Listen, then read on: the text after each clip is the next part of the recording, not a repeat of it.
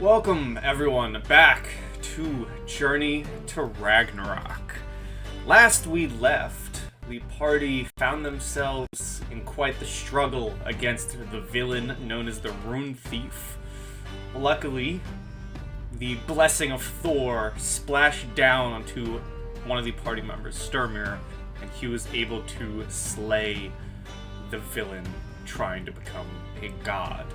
But in slaying the villain, it also spoke his death.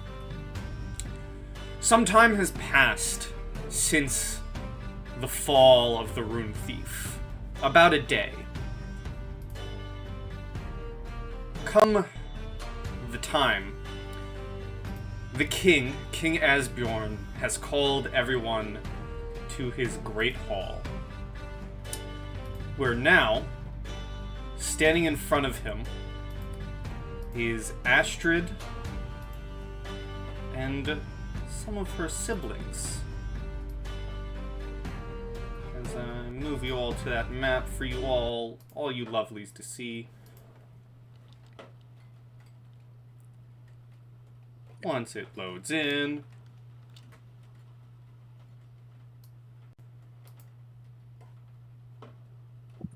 Oh, I would love it if my music would play. Yes it is. There we go. This is cozy, cozy music.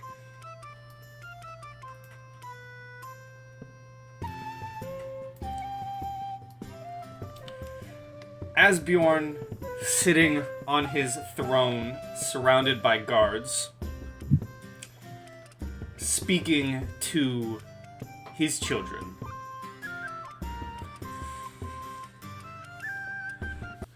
My daughters, my sons, you have done Helhofen a great service by defeating this Rune Thief and saving all of us.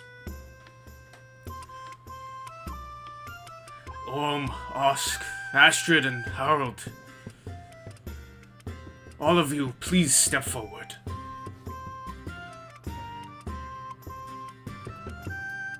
Like, do we mean towards Dad, or Your we're siblings towards the do people? begin Okay. walking closer. Just checking. As you begin getting closer, you can see that, still quite injured, he struggles to stand a little bit to look at you all, with the queen kind of helping him up. And the king says,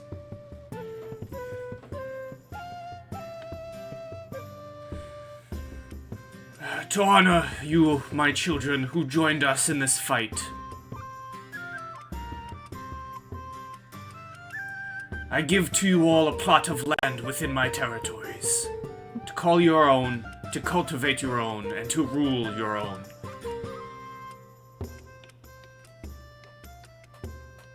And you hear some voices in the back like, whoa, very, awe. And your siblings, Astrid, one by one, they kind of go up to your father, grab him by the hand, thank him. And he keeps going with, now, some of you may be disappointed with this, but some of you will have to, he kind of chuckles, suck it up, as he, kind of limping, starts walking over to a table at the edge of his little room. He grabs a very visible sword in sheath from it and walks back over. And he says, as most of you may know, this sword was my ancestors. This is the very sword that he used to slay the trollkin that once called Helhofen home. This blade of kings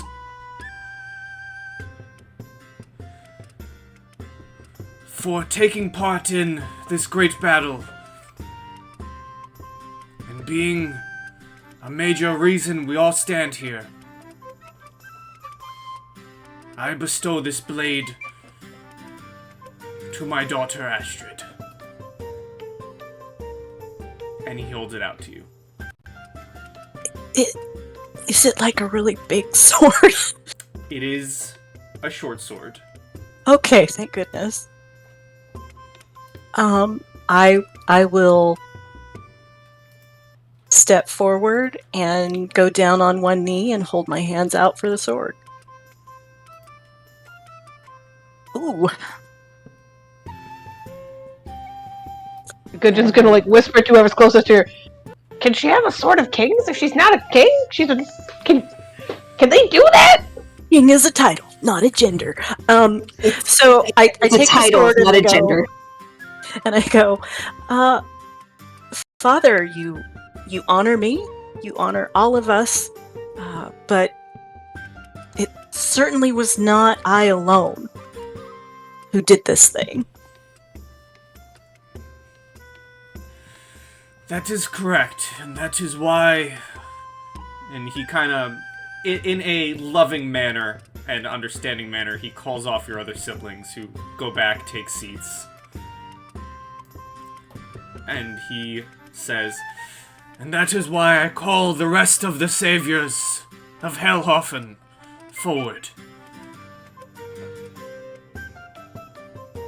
As they're coming forward, Astrid is going to swing to his side and deliberately block her stepmother.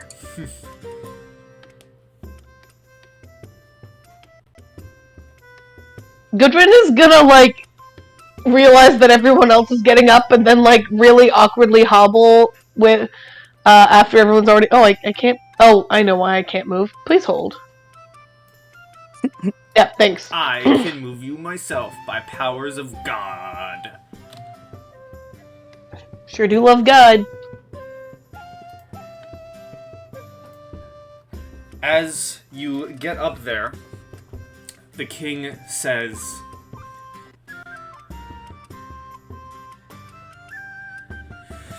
most of the city, the capital, was destroyed in the fight. And as my daughter says, you all were a great part of it.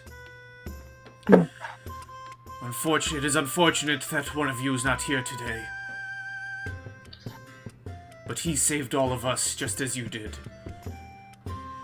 Which is why I hope you all understand that, unlike my children, I do not have land to offer you, but I can offer possibly the next best thing.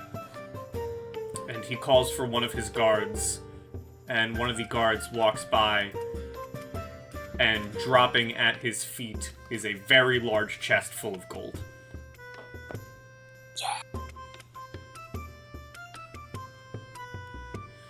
And he says, Gold can be used to buy goods, services, and land.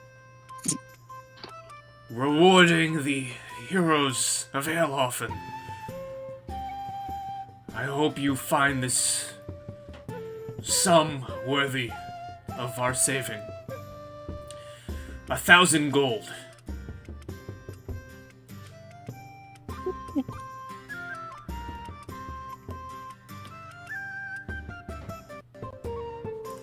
And he reaches into his pocket before you get a chance to say anything, and he holds out something in his hand.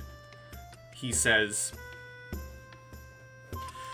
when my guards recovered your friend, they found this.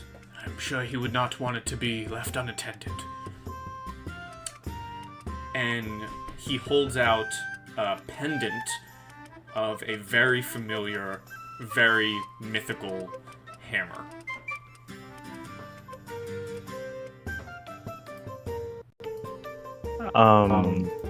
I think Tobias would reach out and take it.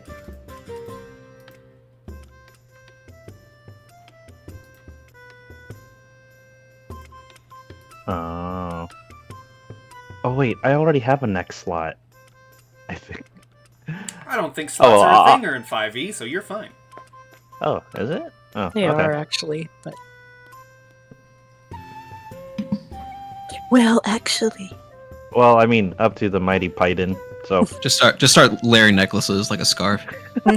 I have always ignored Become the that, necklace king. mostly because I have characters that definitely have 2 magical belts. And let's face it, you only have 3 slots anyway. I mean, so. come on. Multiple magical belts are just like a classic RPG thing, though. Like, It really is. Yeah, I feel like if you're as you said, like if you're only allowed 3 things to attune and you just want to wear 3 belts, go for it. Like Yes, I'm It's a fashion allowing, I am allowing it. Gwen, you were gonna I'll say just something? wrap the other belt around my head like a, it's gonna be a lot of clinking clanking of a bunch of charms on a necklace as you're walking around. Mm-hmm. Gwen would look up at the king and say, "We are honored to have fought by the side of the warriors of this great kingdom, along with your daughter and your sons. And we thank you kindly for the honor that you have bestowed upon us with this gold for doing such things. We graciously accept this and truly hope to continue a positive relationship between both our clan," and she will gesture towards Tobias, "and yours."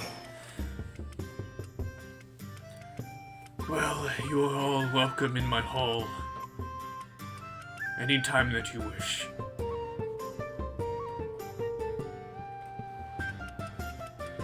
And he takes a seat, looks at everyone, and says, "Now, this feast is being thrown in thanks. So go enjoy it, heroes. You've earned it." And he gestures to another one of his guards and shouts, "Now, where's my horn? I'm thirsty."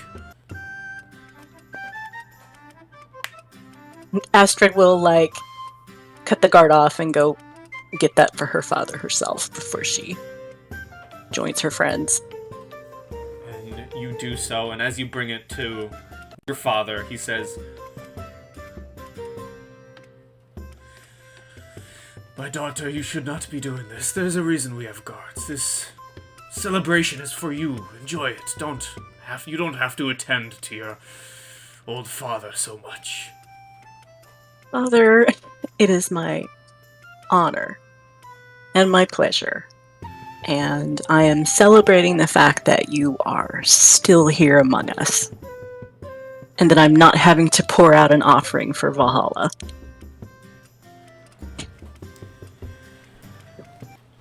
Well, I guess the old grumps that are waiting for me in those holes just have to wait a little bit longer. Exactly. And she kisses him on the forehead. And you're able to get back to your festivities. And I will just ask one by one. You all can say what you'd like to do here. If there's no one you'd like to interact with or talk to, the feast, it is an all-day feast. You are here all day, you are drinking, you are eating. It is an all-day festivity. So, we'll start with Tobias. Is there anything you would like to do during the feast? Yeah. Do we know where Sturmir's body is being kept, or if his final rites have already been said? He incinerated, didn't he? Oh, they Yes. said Yeah. they recovered. It was, his body was ash. Yeah, just Oh, absolute okay. ash. All right. but did we collect the ashes into an urn? Right. I would assume we would have done something of the kind. And if All you right. all didn't, one of the king's guards definitely would have packed something up and sent it to. Honestly, it likely would have been sent to Astrid. You probably have the urn, Yeah. wrapped up, bow tied in your room. Bow tied.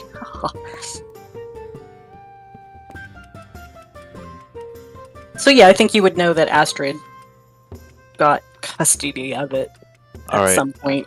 And I guess, and that reason would only just be because Astrid lives in the city. They don't know where everyone else lives. Right, yeah. Okay, I mean that makes sense.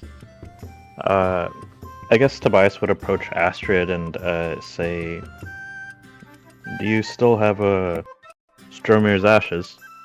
Yes. Yes, of course. I figured that you would probably want to lead us in something. Right. Yeah. I was wondering if you'd prefer to do that to conclude the day's festivities, or to address that first. Well, I think at some point I'm going to, I've been working on the story, so I think I'm going to do that at some point, but that's going to be kind of about everybody, so I think it would probably be better, more meaningful for our friend if you did it, and just for him. I see. Do you still wish to hold the urn, or shall I perform the rites? Oh, I can certainly go get it. All right. I think Tobias would wait for her to get back. I think for his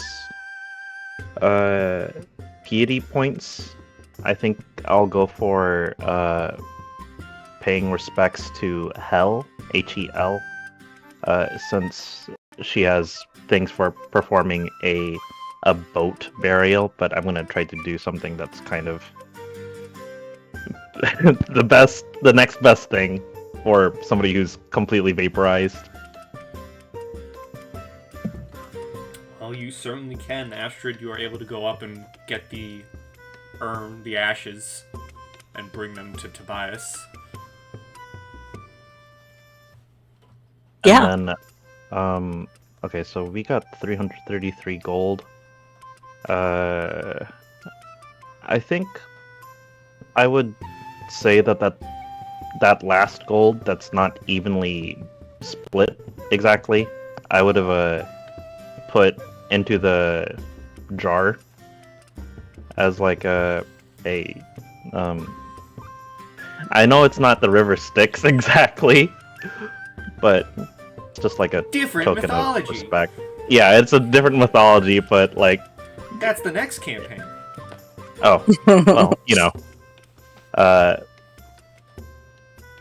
but I think I would put a gold in there, not specifically like paying tribute to any god of money, but it kind of just feels right.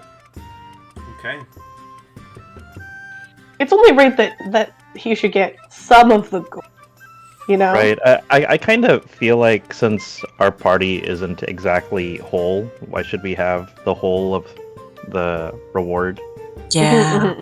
Do you Yeah. do you say anything, or is it just like a silent?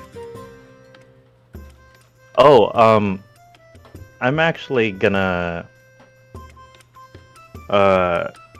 It's not exactly silent, but I would infuse my bow with lightning using Crimson Rite, and I would put the urn on like a tiny little makeshift catapult, and say, "Mighty Thor, I'm happy to see that you've chosen your champion, and I'm happy to see that he is with you. May this last display of lightning appease you, and know that we are here for you as well. And for the mighty goddess Hel, this warrior requires safe passage, and I hope that our token of respect and the closest thing to giving this man his final rites suffices." And Tobias is gonna stomp onto the makeshift catapult and launch it into the air over the bay, and he would fire it with his lightning-imbued arrow and shatter it across the sea. Okay, so this is outside of the feast. You've gone to the. Does everyone go to this? Do all the PCs in this party go to this? Yes. Yeah, I'm there. I mean, and he's got family there, right? Sturmir family. is the last of his family.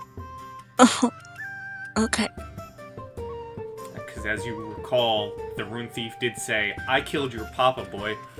Oh, that's right. Yeah. Yep. Can the four of you please give me perception checks?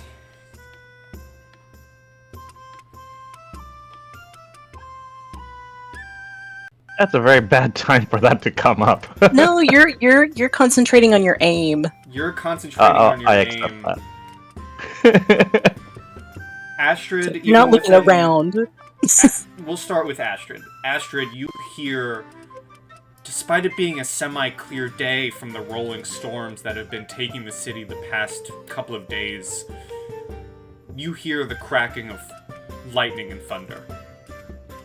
Gudrun and Gwyn, you hear the same, but it doesn't sound like it should. Rather, the cracking sound as it strikes Midgard sounds like a loud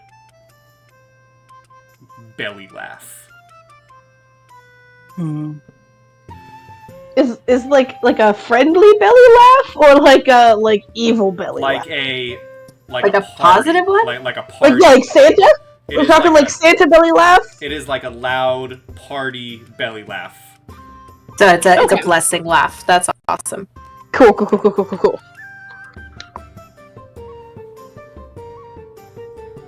It is not a Wario laughing, Tobias.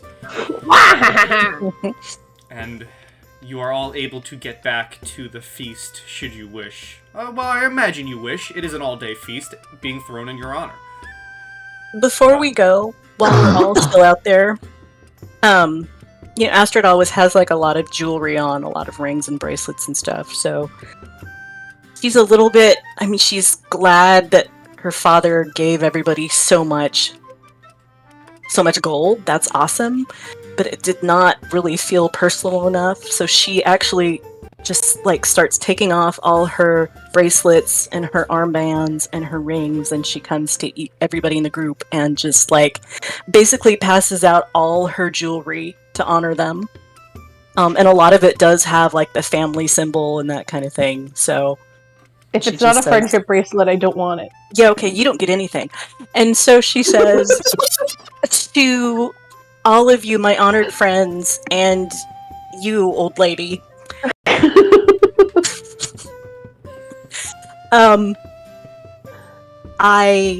I want you to know that I love you all, and I have learned so much from all of you. I know for a fact I would not be alive right now if not for all of you. So please take all of this with my love and my respect, and no matter what I say when I perform today, it's never ever going to be enough to really capture what all of you have done. I like to think that while Astrid is saying this, she is, looking at Gwyn and Tobias and very purposely standing in front of Gudrun.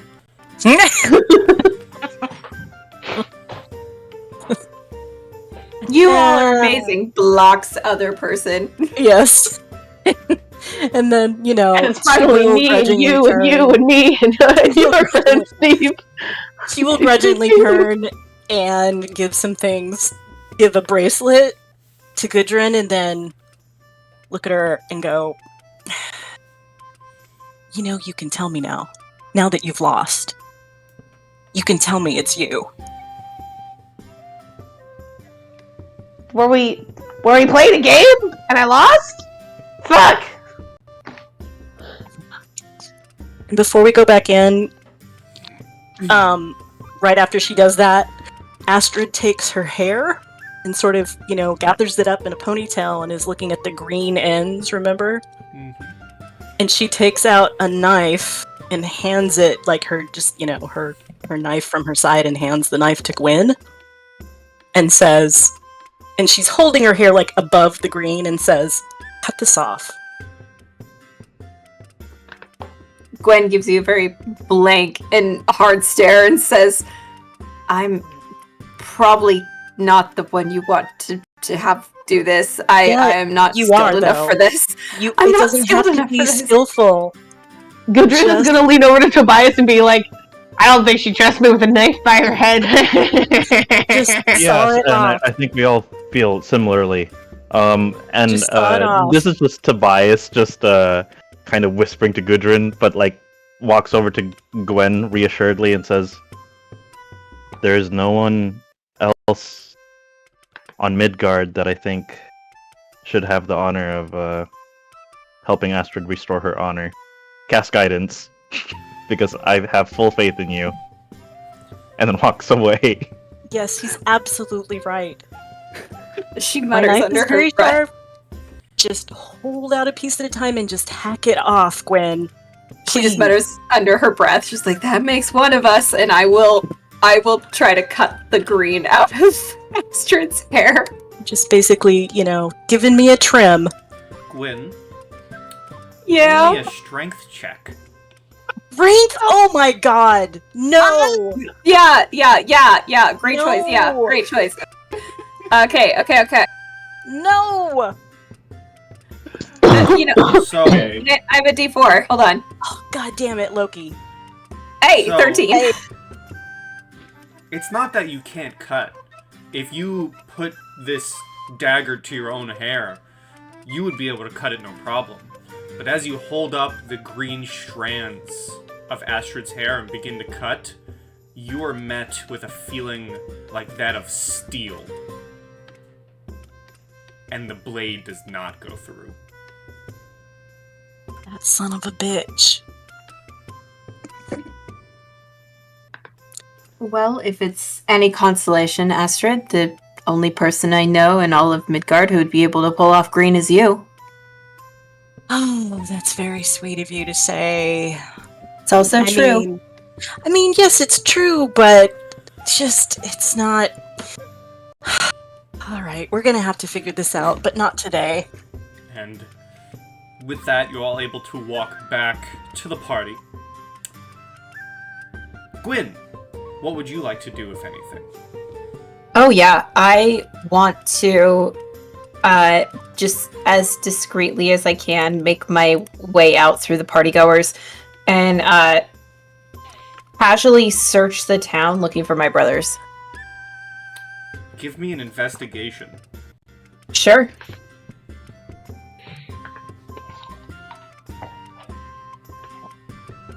Damn it. You... Do I get any bonus for it being my brothers? I know to look up if I'm looking for Halvard. You know. I mean, I doubt it's better. It's most definitely not better, but you can also roll survival if you wanted to track. No, my investigation's a ton better, just from a buff alone. You're looking around. The city is still in disrepair. People are still dragging bodies out of the street. There are no signs of your brothers. You do not. You put your ear out. Maybe you can hear the sound of a wolf in the distance. It is a quiet, somber day with no threats. One of the wolves in the distance is just Gudrun going, "Oh!" But no sign of familial bonds. Okay. Then I will actually make my way to the edge of the forest, near the village, not venturing off too far, but I will go to the edge of the forest and I will manifest mind of the Vivage of Mimir, kind of like she had done before, just wanting to talk to it and seeking advice, just kind of finding comfort in the god that she admires so much.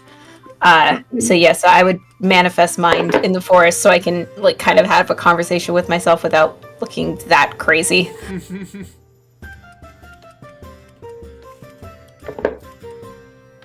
And So yeah. you're able to have a conversation, and as you're prepping everything, give me a perception, please. Sure.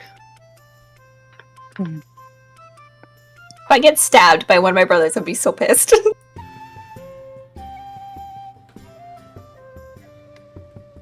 You don't see anything at first. But then you hear a voice a bit deeper in the forest saying something to you. A familiar voice. And you hear the voice say, "Do you think you made the correct decision, young Gwyn?"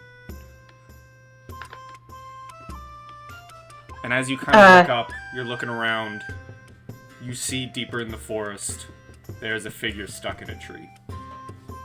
I will make my way to the figure and get down on my knees like I had before and kind of hang my head and say, I made decisions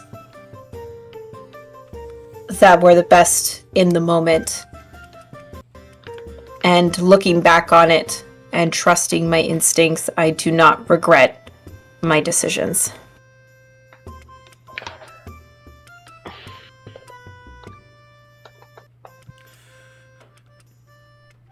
Well then, it sounds like you listened rather carefully to my words. I did, and I trust your direction.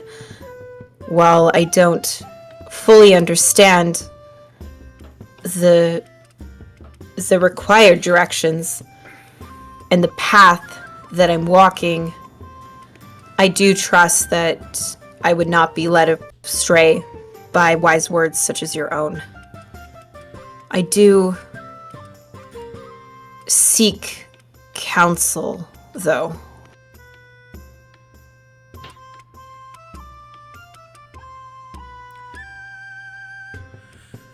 I cannot directly meddle in your affairs, young Gwyn, as I have said, but I can offer counsel the best I can. This conversation is good enough for me. I don't get out much. Sorry, that's Mackenzie laughing. No, go ahead. I understand that you cannot meddle within the affairs of those who are on Midgard. But the rune thief made it clear that more was to come. He spoke of many things that have got me concerned for the path in which we are traveling. And while I'm willing to make those steps, whether it be by myself or with my companions, I question my abilities to communicate with all those that we run into. My concern is if we run into somebody that we don't have the ability to communicate with, and basics cannot reach a point of conclusion, it could end up being lives lost that were not meant to pass yet, whether it be the comrades by my side or those who oppose us.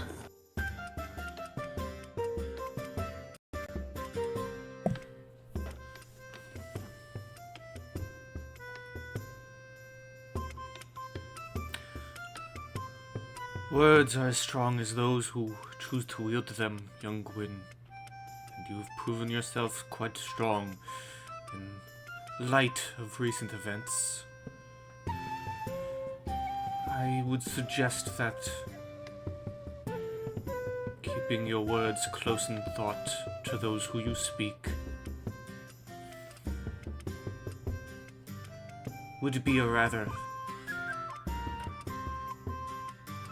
wise decision. And as he says that entire sentence there, Gwyn, your ears kind of twinge a little bit as you notice he's speaking in multiple different languages as he says that. Each one you are now able to recognize. Her eyes just expand.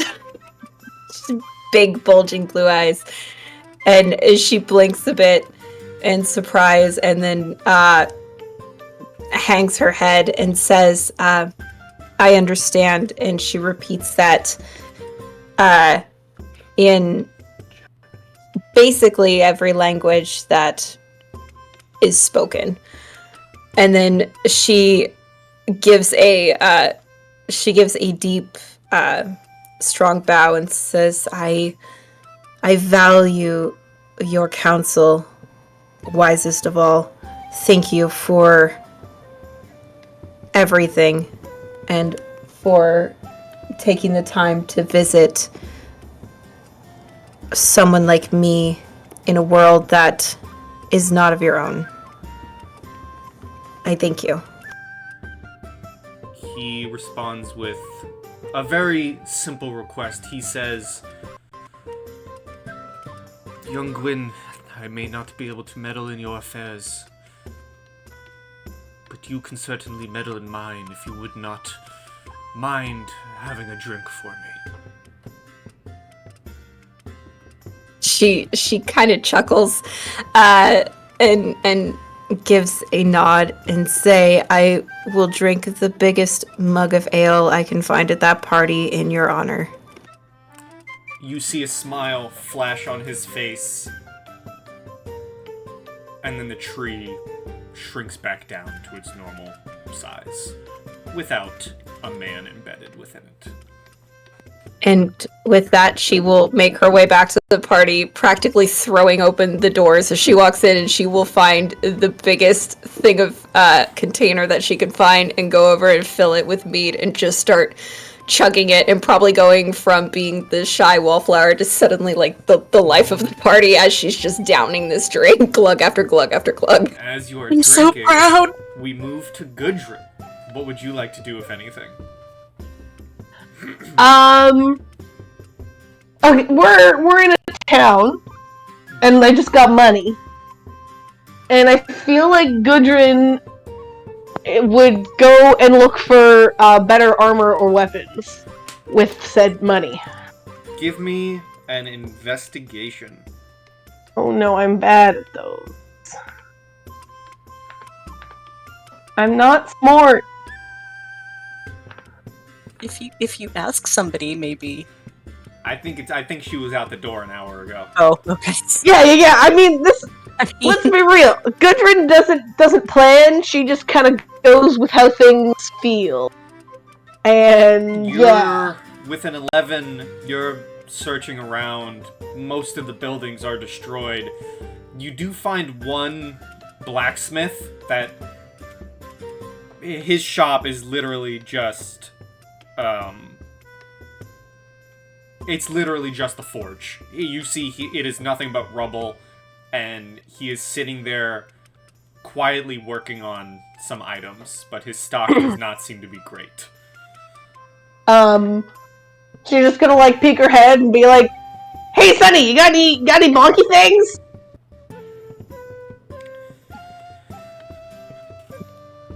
I saved the world.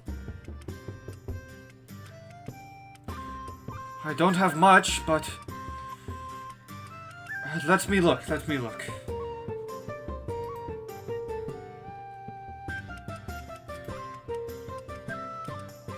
Ooh, I don't know if that's good or bad. He's literally going through rubble. Yeah. And at first you think, is he really just bringing me 2x4. But you see him dragging out. It is not much, but I have this, and he presents a great club. Ooh, that is so bonk. I appreciate it.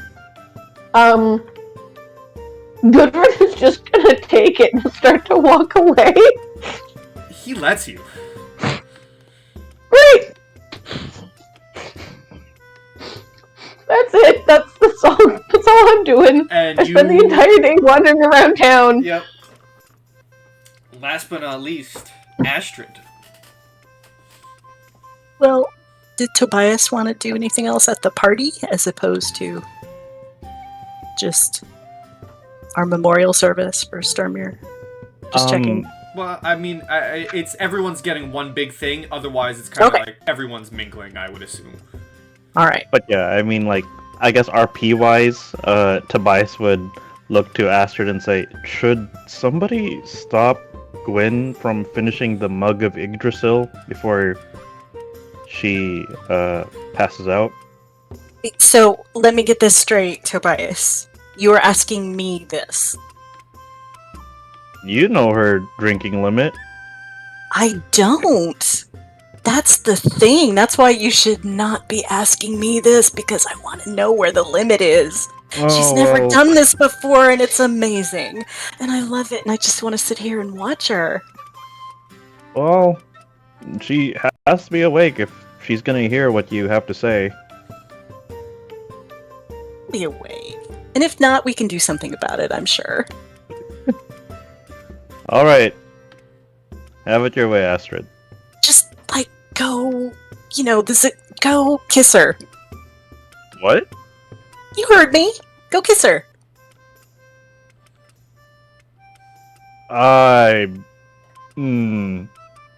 If you don't, I will. And I think she'd really rather that you did it, to be honest. I mean, I am pretty great, but... And Astrid takes a big swig of her own huge mug of mead.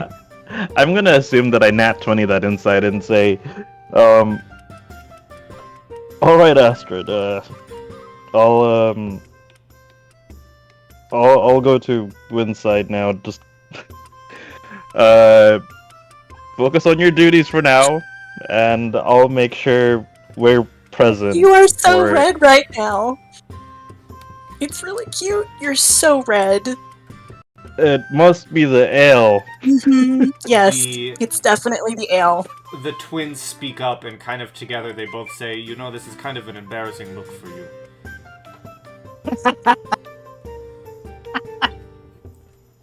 Give me that me ale. and Astrid laughing.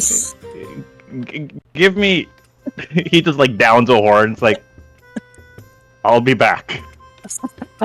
It's better if you're not. Astrid? Okay, well, so I think before and after that little exchange, Astrid is working the room. Like, she always does this anyway. She's kind of like her father's little secret weapon in terms of, like, raising morale and making sure everybody's having a good time. And so she's going and just, like, talking to people. But it's, like, slightly more... I mean, it's kind of like a politician, but it's sincere in that she's, like, making sure she says at least a few words to everybody. Like, thanking them, or asking if there's anything that she can do, or, you know, if they've been wounded, she checks in and says, how are you doing? You know, are you getting enough care? That kind of thing. She's also absolutely kissing anybody who will hold still for 2 seconds. It's a party, y'all. It's a celebration. So, and I mean, it varies. It's like, you know, it might be a forehead kiss, might be, you know, one on each cheek. It might be other things. So, yeah, she's just, like, working the room, and then she comes and, like, drapes herself over people for a while. But she is gonna go find Gwen at one point. Give me just give me a give me a quick persuasion. Oh, sure. Persuasion. There you go. You're schmoozing, I am schmoozing. You're talking to people. Some people are still kind of down in the dumps. You know, we just lost our homes. You know, Mm-hmm. but you're able to rouse them and get them back in spirits. You're going around the room. The twins absolutely accept whatever you do to them at this point. Mm-hmm. Yes, as well they should. You do learn that Oleg Greytail plans to take his remaining warriors, which aren't much. You do learn from talking that Kenarl, his other archer, died in the battle.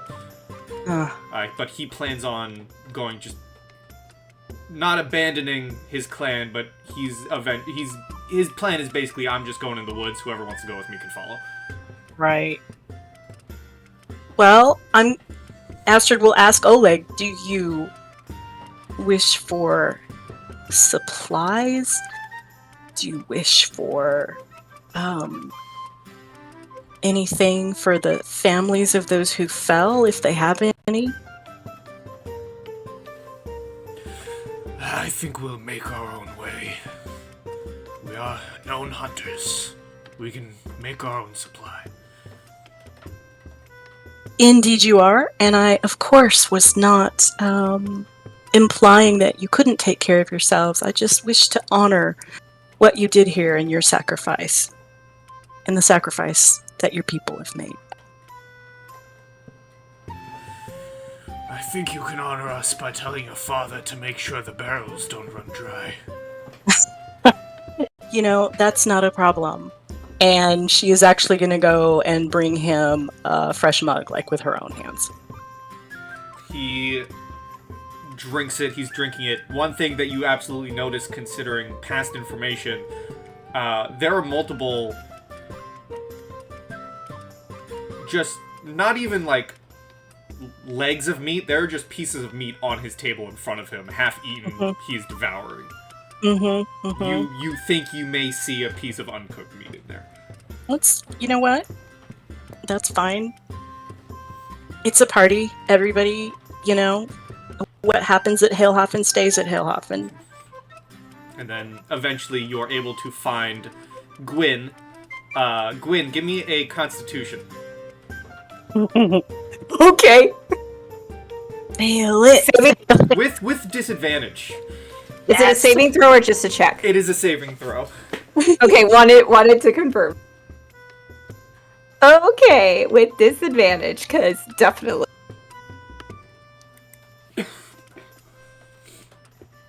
Six! Tobias and Astrid, both of you walk up in your own time. Gwyn is snoring in front of this keg veil. Oh, nice. I finished the whole thing because I'd like to think that she didn't like completely pass out until she actually finished the whole thing in honor of Mimir. There's an empty Yay! an empty horn and very audibly snoring Gwyn. This is amazing. Astrid is just cracking up. She's like, now, see, we know. We have a measurement. We kind of know where the line is. So, in future parties, we can take that information and kind of use it as we will. That's true. Her limit is exactly one legendary drinking horn of Yggdrasil. Yes. So, Exactly one. impressive, I think. Honestly, I think she's done me proud. It's great. Hey, help me get her outside. Tobias would lift her up in his arms. Easily. Okay, so, and then when we get outside, I will suggest that he just kind of pitch her into one of the tall snowbanks. Just kind of little gentle toss. Just toss her right in there. It'll be good. It'll be bracing. All right.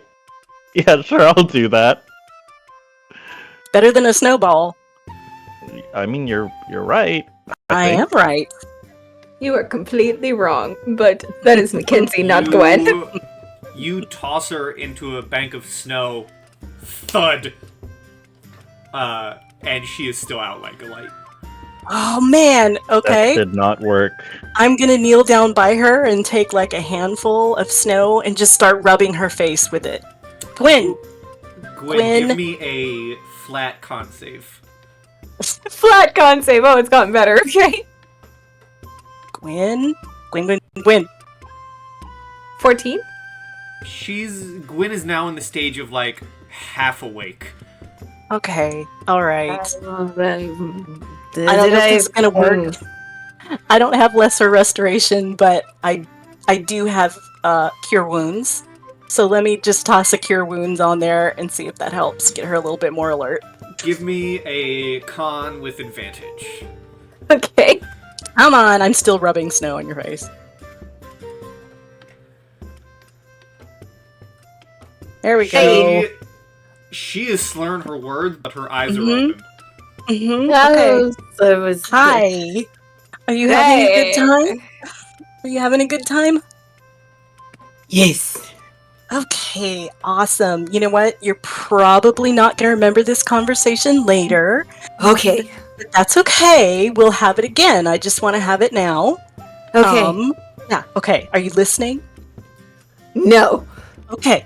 How about now? And I rub some more snow in your face. Stop it. Okay. Are you listening? Yes. Are you sure? No. Okay. How about now? More snow. Down your neck, like down the front of your shirt. Yeah, cold. Yeah, cold. Yeah. Are you listening? Cold. Yes. Okay. Listening. Astrid. Talking. Yes. Very good. You even know who I am. That's fantastic. Tobias, look how good she's doing. Okay. I'm a little impressed. I know, right? So listen. You know how my father gave me some land? You got land? Yes, like at the very beginning of the party. Wow. He gave me and my brothers and my sister some land. Good job. What'd you do? Thank you. I saved the world, and so did you. I knew you could do it. Well, I wasn't sure, but I knew you could do it. So that was You could do that it. was good. That was good. Listen, if you Yes. had land, what would you do with it? It's at this point Gudrun walks up. No. Just dragging this club. Yeah, just If you had land, look at me. I'm holding your face. If you had land, what would you do with it? grow things! I'm asking about you, not like advice for me. I'm saying if you had land, what would you do with it?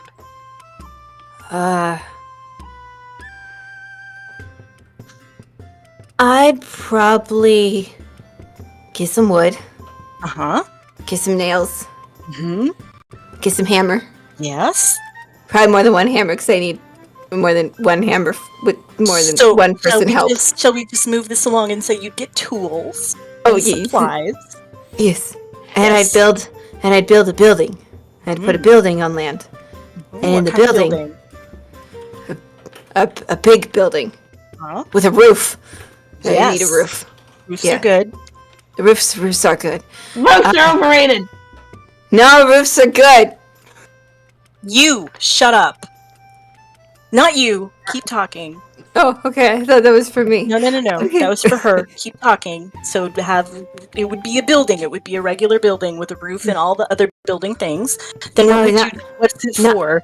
Not a regular building. It's a building. It's a building where I could teach people. Oh. I want to teach people.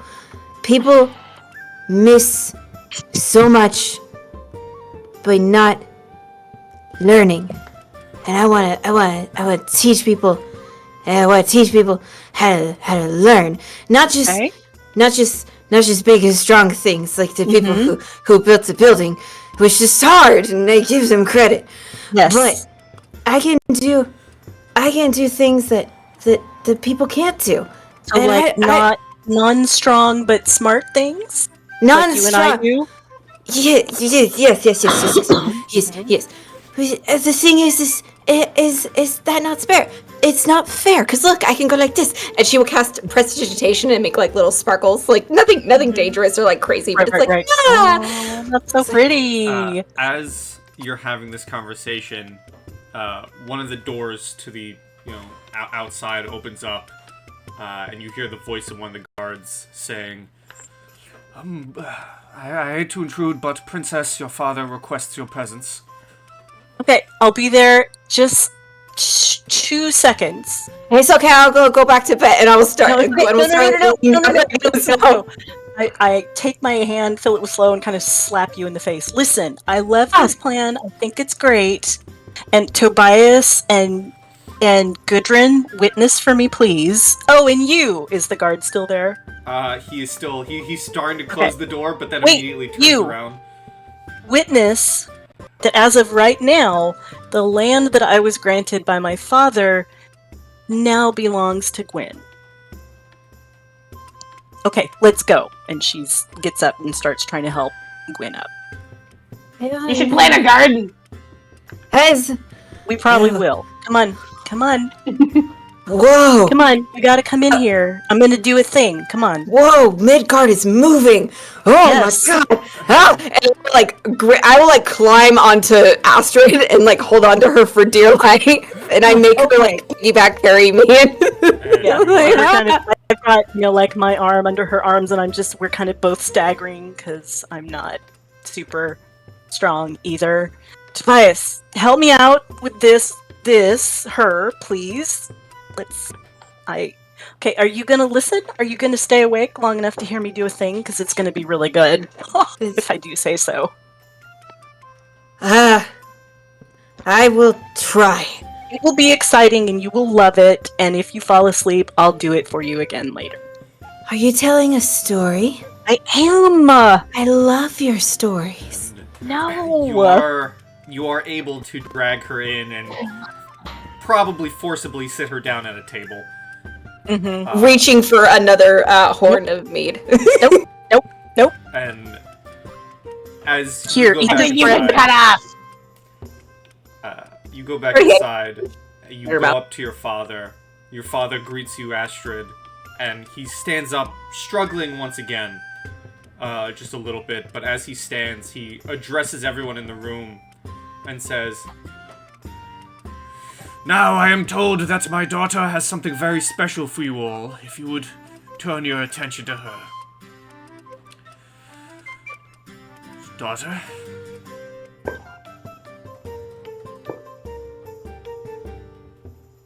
Yes.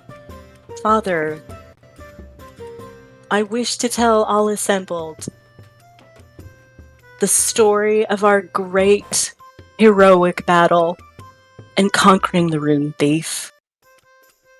It is my hope that it pleases all my teachers, and she bows over to where all the, skalds are, and that all of you realize that even if I didn't know your story to tell it, that this is your story also.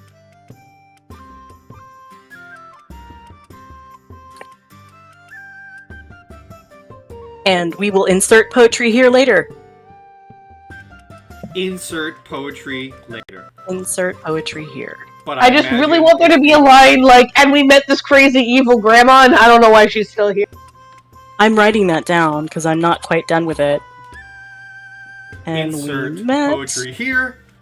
It is very beautiful. There are tears. There are clapping. There are hurrahs and shouting and drinks and ale being flown everywhere as people slam their drinks. And eventually, night begins to come. The feasting is ending. People make it back to wherever they go to, wherever their homes are. Some people even simply sleep in the Great Hall itself to continue in the morning. As night comes, Astrid, as you are walking to your room in the quiet of the hall, people are sleeping on the floors. You are having to tiptoe over people. Your father is, rightfully so, passed out in his chair. Mm-hmm. But as you're walking to the stairs behind him, out of the corner of your eye, you see the queen standing and walking closer to you. and she says,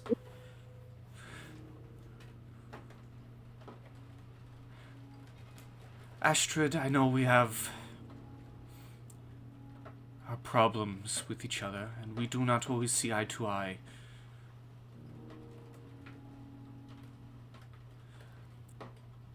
But would you please, but for a moment, have a talk with me?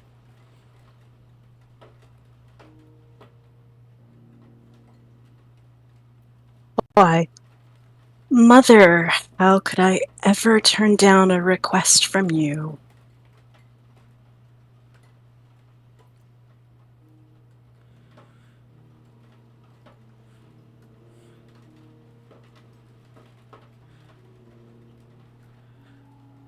What is it you wish? You have done a lot for your father and for this great city that I now get to call home. There's no mistake in that. You have done a lot of good here, and it is right for your father to reward you.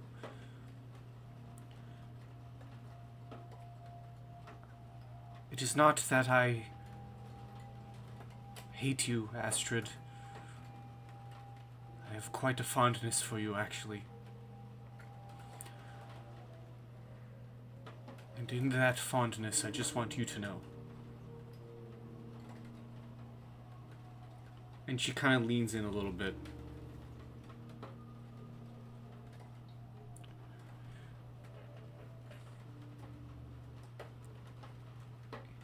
It wasn't the flame that saved your father when he found me.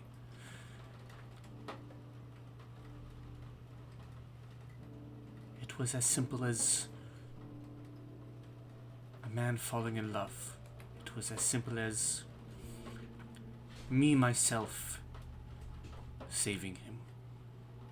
And I would understand why you would hate me for that. And she leans in a little closer to the point where she's whispering directly into your ear.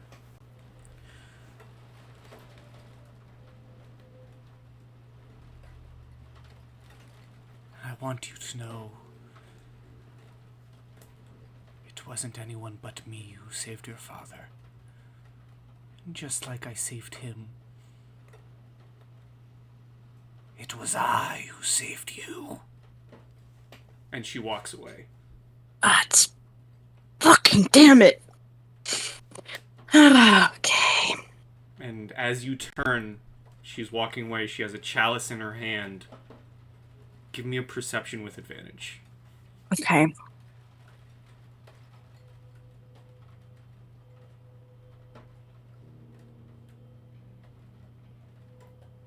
Boom. You see the reflection of glowing green eyes in the chalice All right. as she walks away. Cool. Okay, great.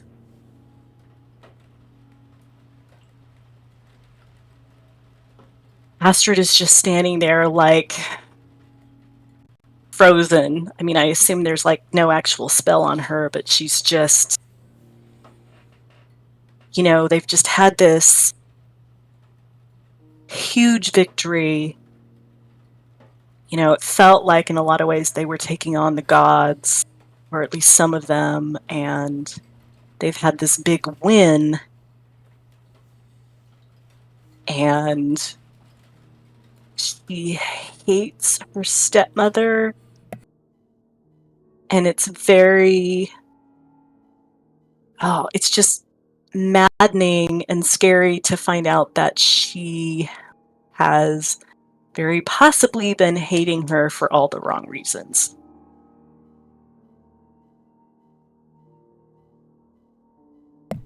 And with these thoughts in your head, I imagine it is rather a maybe sleepless night for Astrid. And if not sleepless, perhaps nightmares even. I think Astrid does everything she can think of not to fall asleep. Hashtag that bard life. Give me a con save. I think people with me should have to do a con save. you're able to stay up for quite some time. Your eyes are starting to get heavy as the sun begins to come up. Eventually, you do end up giving in. And I imagine Astrid falls asleep on an open book with poems in it. I mean, if you want to call the twins an open book, then sure.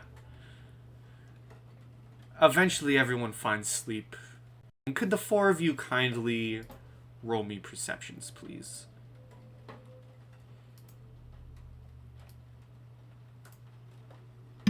This is where you find out Ezekiel's been stealing your stuff.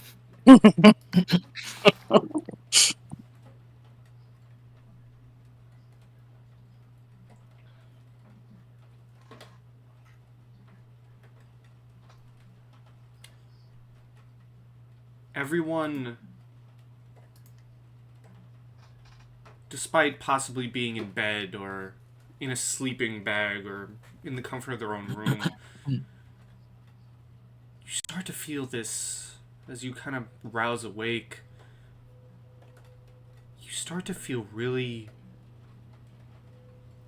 really cold. Like, oh God, it's unnaturally cold. You're freezing. And you all get up one by one. Your eyes are adjusting to the sudden bright light all around you. You're not in the hall. You're not in any house. And way off in the distance, through fog, you see the root of a great and long tree. And you're surrounded by nothing but ice and snow. As you may not know it yet, but you all have just awoken in Niflheim.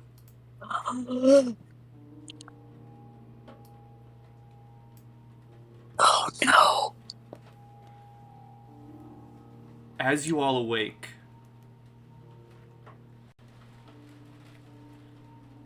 you hear a voice. And the voice you hear is coming from a little to the side of all of you, and it says, I didn't expect to run into anyone else here. Where did you all come from?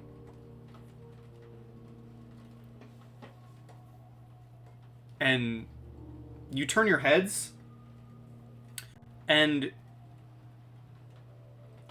you see an armored figure holding no weapons, with a pack on his back,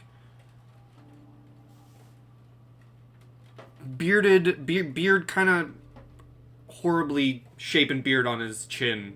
He has not taken care of it in a while. Semi-shaved head, covered in tattoos.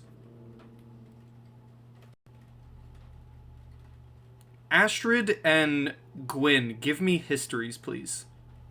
All right. By the Nine Ooh. Realms, you are looking at a dwarf. Hey.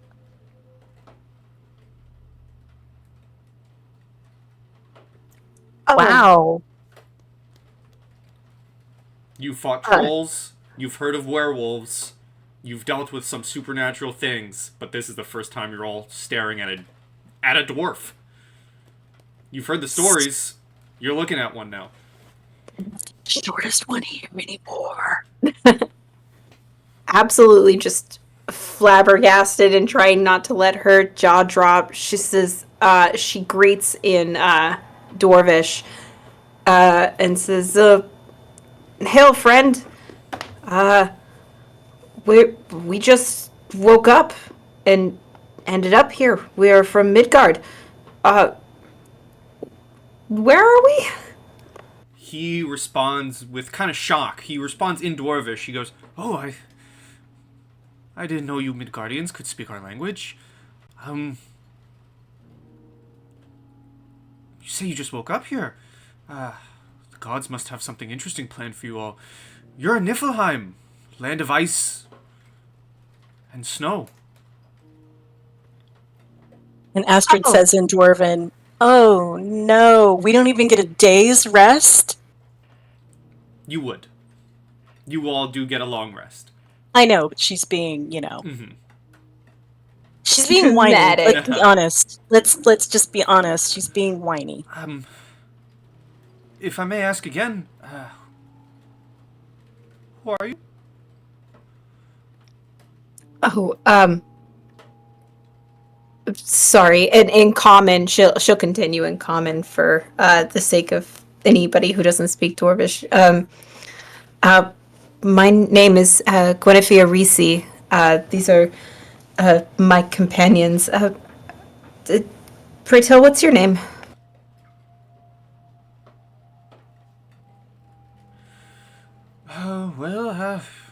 I'm Eitri. Your stories on Midgard, if you say that's where you're from, might know me better as Sindri. Do I know who Sindri is? Give me a history. I feel like I probably, if this is like a mythical or whatever figure. You can give me a history as well. Okay. Can I make an argument for advantage, please? Because stories. Sure. Oh, that's such a bad roll for me. I, Kenzie, know who this person is. Both of you would know. If this person is related at all to Hel, who I am currently now worshipping, would I gain any advantage on a history check? Currently, no. And with Okay. Gwyn and Astrid's history, both of them, you are able to tell, you know exactly who you're speaking to. You're speaking to one of the famous brothers and one of the famous dwarven crafters, who you would know from the tales has had their hands in some quite epic items, one such being Mjolnir. So Astrid's gonna grasp Gwen's arm and just gasp and then go, Sindri, and then just give like 4 or 5 lines of one of the epic tales of him, hammering away on Mjolnir. He responds with, "Oh well, I don't know if I would tell the tale like that myself, but Midgardians have always been known to make things sound better than they are." Well, they need to sound better than they are sometimes. But I have a feeling that this isn't that far off. Do not discredit yourself. Your work is told throughout all of Midgard, and it is quite a surprise to end up here, but an honor to even make your acquaintance. Well, I will gladly accept the praise.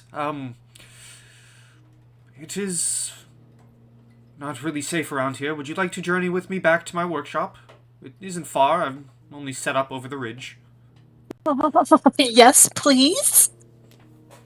Yes, that would be great. Any guidance through this unknown land would be very kind. Workshop. We're gonna see the workshop. I know, we're gonna see the oh my god. We're gonna workshop. We're like behind Gudrun and Tobias, just fangirling because we know exactly who this is. Absolutely hyperventilating. As you're walking, he's saying, "Well, if you're talking about what I think you're talking about, it isn't that workshop. I'm traveling, looking for parts here in Niflheim. I brought a piece of my workshop with me." The workshop. We're gonna see a piece of the workshop. And Workshop, oh my god. eventually, as you're walking, it only takes but a couple minutes. You do eventually get to the small workshop. And he walks behind it. You see various items in current states of being crafted on this table, various weapons and other such gear behind him. And he says, "It isn't much, but as I said, I'm just simply here looking for supplies. Is there anything we can help you find? I mean, we're just mere mortals, but we would help if we can, especially since we have no idea why we're here. He's kind of scratching his chin, and he's saying, you know,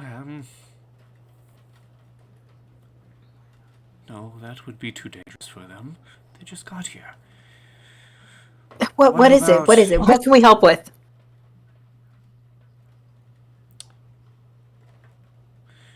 Well, I could use some pieces from Helheim. With memory fading in and out of the gods, do we have a solid memory and knowledge of what Helheim is? Yes, with the death of the rune thief, all of your knowledge would have came back. Oh, cool. Okay, so all of our memories of the gods and goddesses and all that has returned. Yes. Okay, cool. Awesome. Helheim, you say? What are you needing from Helheim?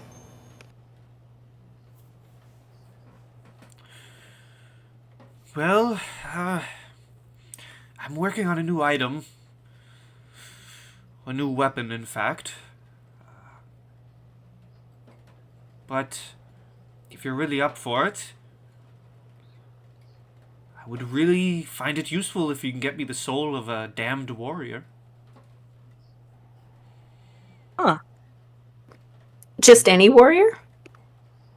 Preferably someone with enough fame to their name. You see, weapons don't bite hard enough unless you have someone quite angry inside of them. I see. Uh,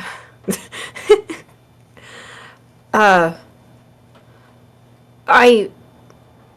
Well, I guess the first question would be transportation. I don't really have the means, nor was anything ever created in Midgard to be able to transport a soul.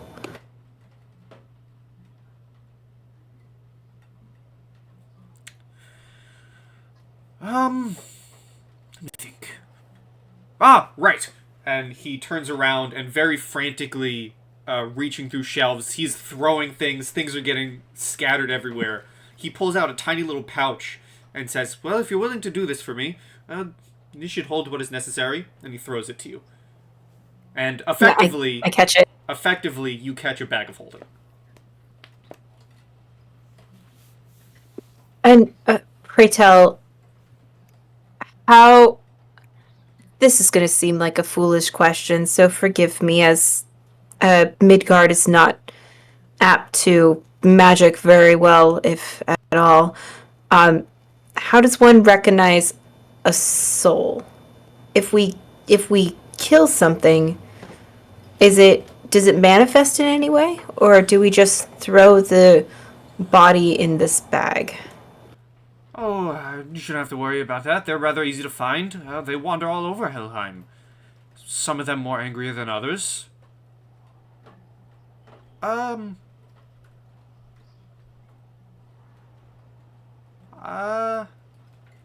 you know, it's always good to have adventurers willing to do this for you. If I may ask, do you want a really super angry one or just one who's damned? For sure. The second part, most definitely. Mm-hmm. Preferably the angrier the better. Okay. Yes. Now, Right. do you all know how to get to Helheim? Nope. Nope. Okay, well, this is going to be a fun one. Who the fuck did I pick? He points around behind you and says, do you all see that over there? You can give me, all of you can give me perceptions with advantage.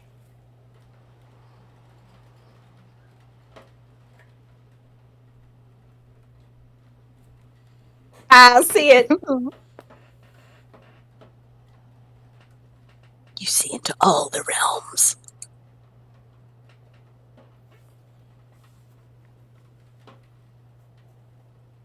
If Gudrun doesn't want to roll because you're still asleep, I imagine they're just dragging you. Yeah. I mean, if you guys had to move, then like, you know, you might have woken me up. But I also might just be asleep and not seeing anything. Well, then, a 19, a nat 20, a 17, Sindri, first of all, says, is she going to be okay?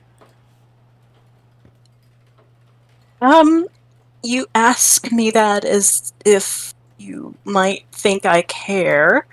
That's a good point. So if you look behind you, do you all see that very large, what appears to be an ocean? And you peer out, you all see moving waves. And he says, give you a little secret, it's not actually water. Those are the dead walking into Helheim. Follow them, you'll find yourself in a cave, and then you can walk right in. And he's kind of scrounging around a little bit. Ezekiel, can you please give me a perception?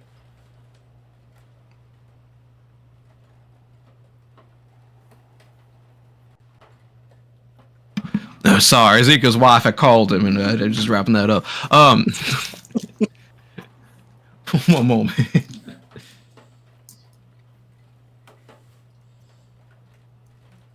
All right, so you just asked for a perception check? Yes, please. Gotcha. All right, it's pretty decent for me.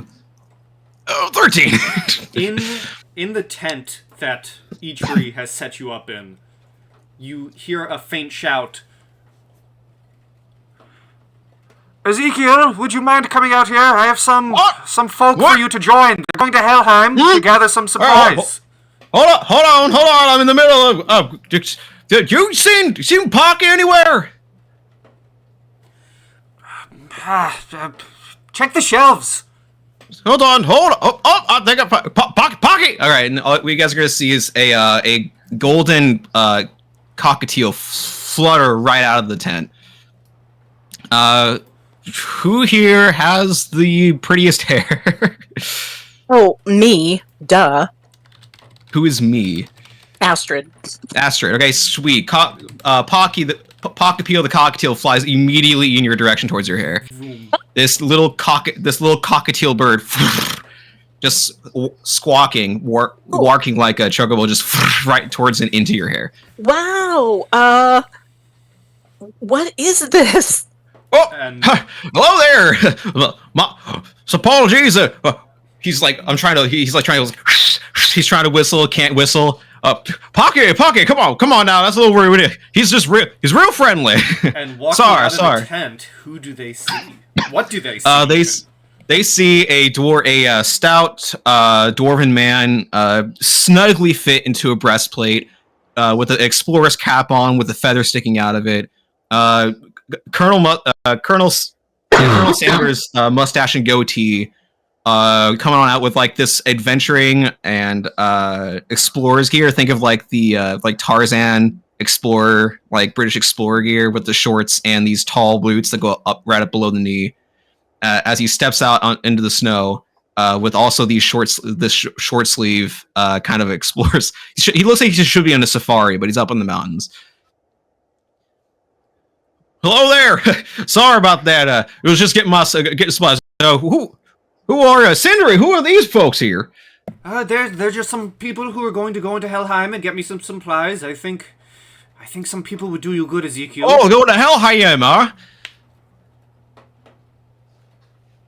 What supplies are gonna get? What's it this time? Is it the toe bone of a giant, or let's see, was the eyeball, the petrified eyeball of a sad cyclops, something on those lines? Oh no, it's much simpler. Just the soul of a dead warrior. Oh yeah, much simpler. Yep. Totally understand what that means. Well, hello there.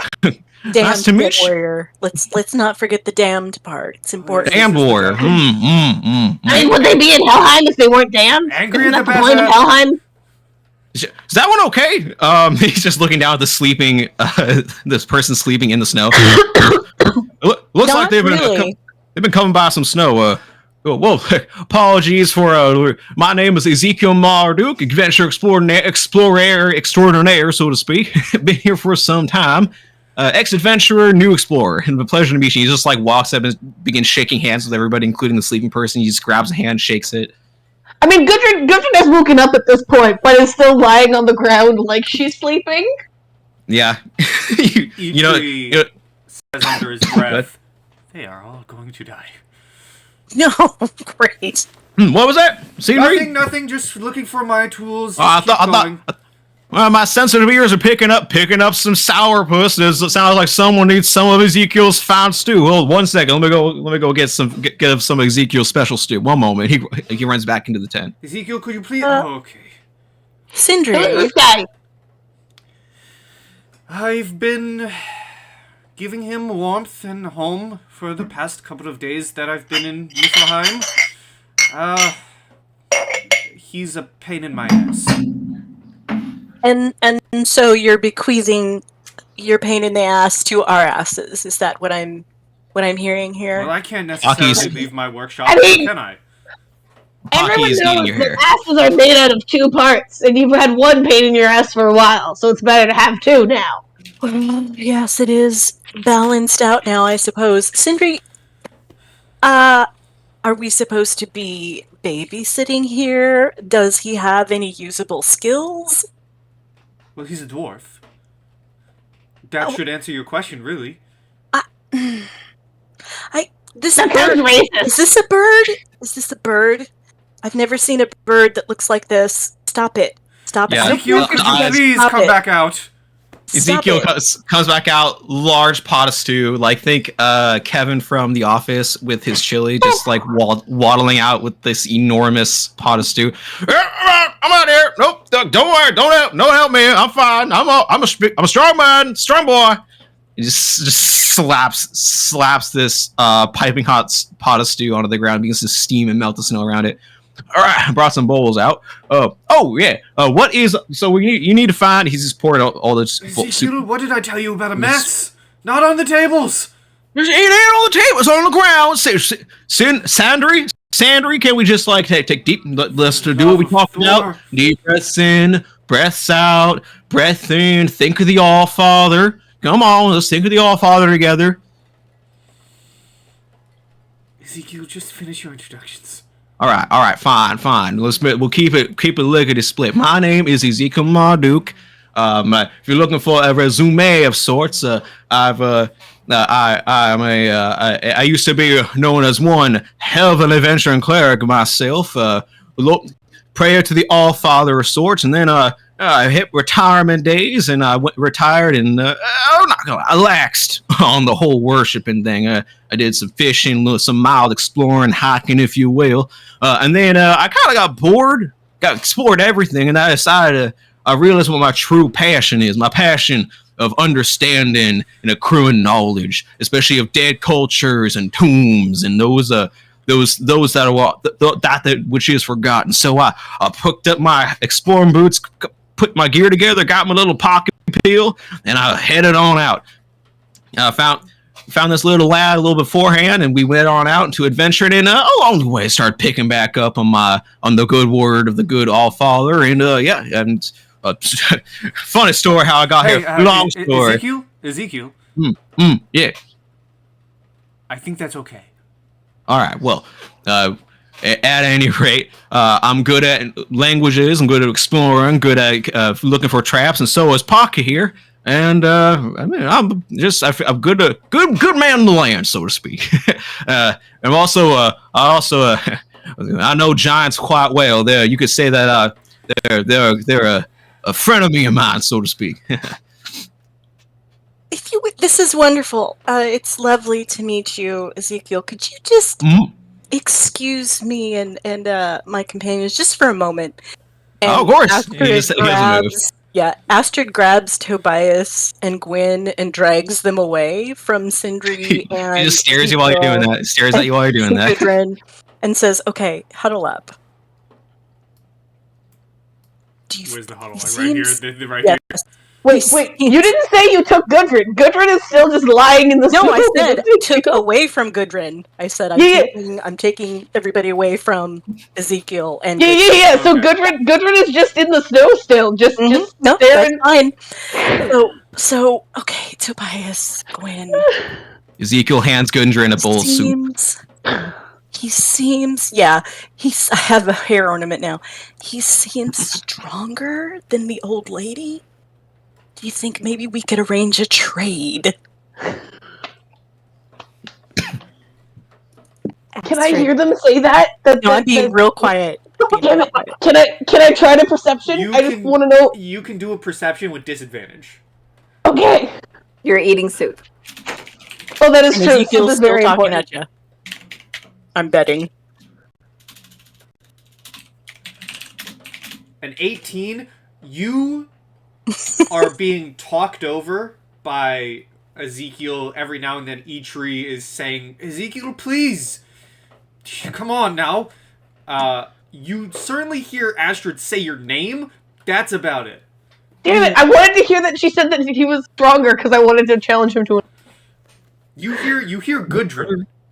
Yep. But then a mess of talking between Ezekiel and Eitri. Now, let's do some breathing. You're getting a little hot in the face again, just like you do normally. Astrid, I understand where you're coming from. I have this entire time. At this point, we need the help. We need the help.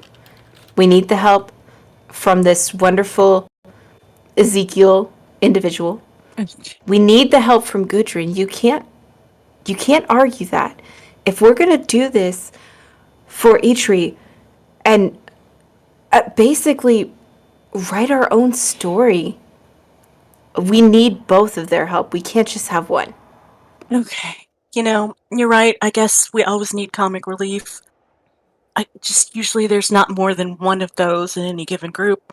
Do you think he's actually going to help? It really does seem like he's being just shuffled up onto us. Well, he did express that he was once an adventurer who retired and then got bored of it and put on his bootstraps and is out doing it again. Maybe think of it like when your father got into the king position and he was no longer going out on hunts and he got stir crazy and bored, and so he went out on a couple of hunts with a few of the warriors. It just makes sense that at some point you're going to get bored. Here's the interesting thing about that. I know that my father tells the truth. We don't know this person. So, if you can think of a way of determining if he does, in fact, have some adventurer chops, I mean, that meal smells pretty good, but it's not necessarily the thing that's going to help us the most. So yeah, if you can figure out, if either of you can figure out, let's put our heads together, a way to tell if he really will be an asset. Let's figure it out before we take off. Well, I have an idea. Say, Okay. So Tobias is gonna walk over and say, Ezekiel, you said your name was. Oh, yeah, sorry. What is your name, my friend? My name is Tobias Annison. Got it, Toby. Your stew seems very interesting. Would you tell me where you got the ingredients and possibly how you got them? Oh, Who cares? well. The soup's good. I fancy my. Oh, well, thank you very much. Oh, little Miss Nappyfoot. Well, yeah. I fancy myself a forager. I was the cook in my old party way back in the day. Let's see here. Way back in the day, for at least to Ezekiel, meaning humans did not exist. Yeah, way back in the day, I fancied myself a cook, and I picked up a couple of things along the way. I foraged all the greens myself, not gonna lie. Pocky there is also himself a mighty good forager, especially going up on high when You're not gonna lie. I prefer not going up. I prefer not climbing myself. I will if I have to. I'm very used to mountain climbing. That is my forte, so to speak. But the flying one is the better one with the air things. Let's see here. That's how I got the ingredients for the soup. Otherwise, of course, I use what you see around you for the water. That's smart and intuitive.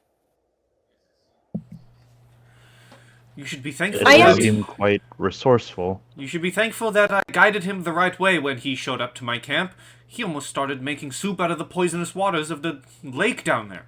Oh, don't you say that! I could tell it was poisonous. I don't think you could, Ezekiel. So very helpful then, is what I'm hearing. Gwen looks at Astrid and kind of pipes up and says, it's a mistake anyone can make. I do have a question for you, Master Ezekiel, if you don't mind. Of course. Oh, they're calling him Master now. Just Ezekiel. I am Master nobody. Well, it's trying to be polite. I'm sure that my time in the realms has been far less than his. Speaking of which, have you traveled multiple realms often? Is coming to a place like Niflheim something that's not abnormal for you? Well, funny you should say that. I've done it every once in a blue moon, depending on what the need is. Back and forth, here and there, so to speak. My first time being, it's not quite my first time being here, but I haven't been here a ton. There was a check. Yeah, go for it.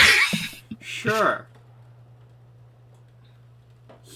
Ezekiel, whether he's choosing to bullshit or not, Ezekiel, for your character, being a traveler, you likely would have visited Niflheim once or twice, because, that's kind of how the dwarves are. They go places, they gather gear, they craft. So whether you spent a minute in Niflheim or you spent multiple days in Niflheim, now that's what you could be bullshitting about, but you've definitely stepped foot onto the ice. I've been around Niflheim. Okay. All right. What's your weapon of choice, if I may ask? Oh, well, I mean, let me go get good old my trusty bonker. And I walk back into the tent.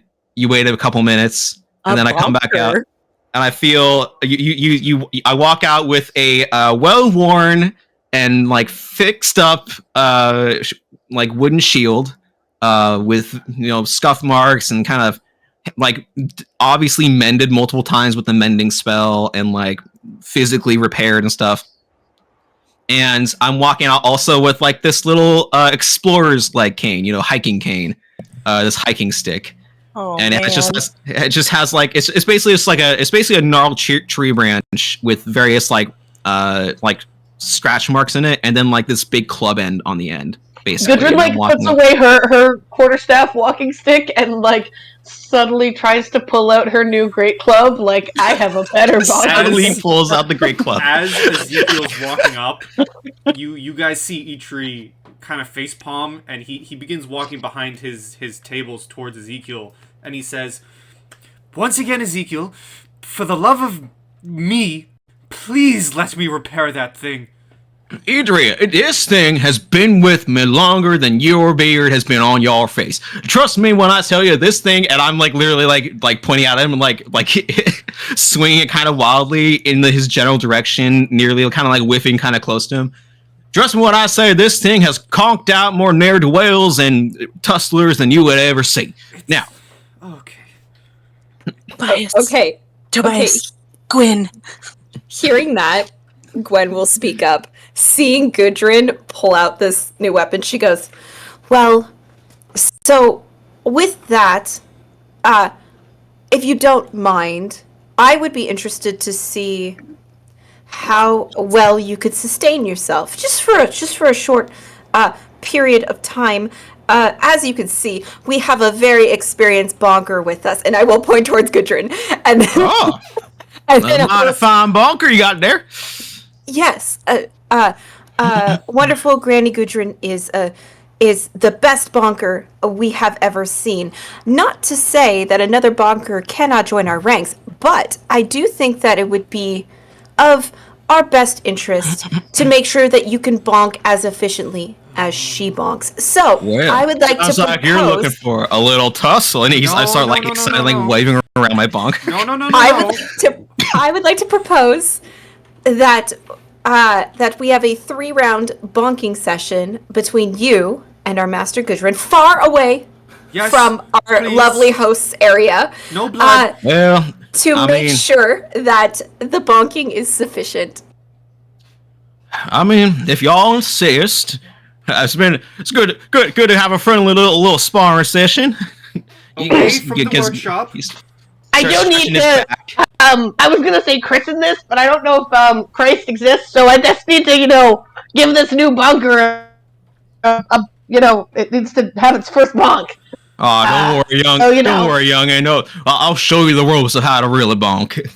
I will take Gudrun's arm, feeling like Ezekiel will probably follow, but I'm not sure about Gudrun, so I will take her arm and say, we need to make sure that you have great distance. And I will take them up here away from the thing.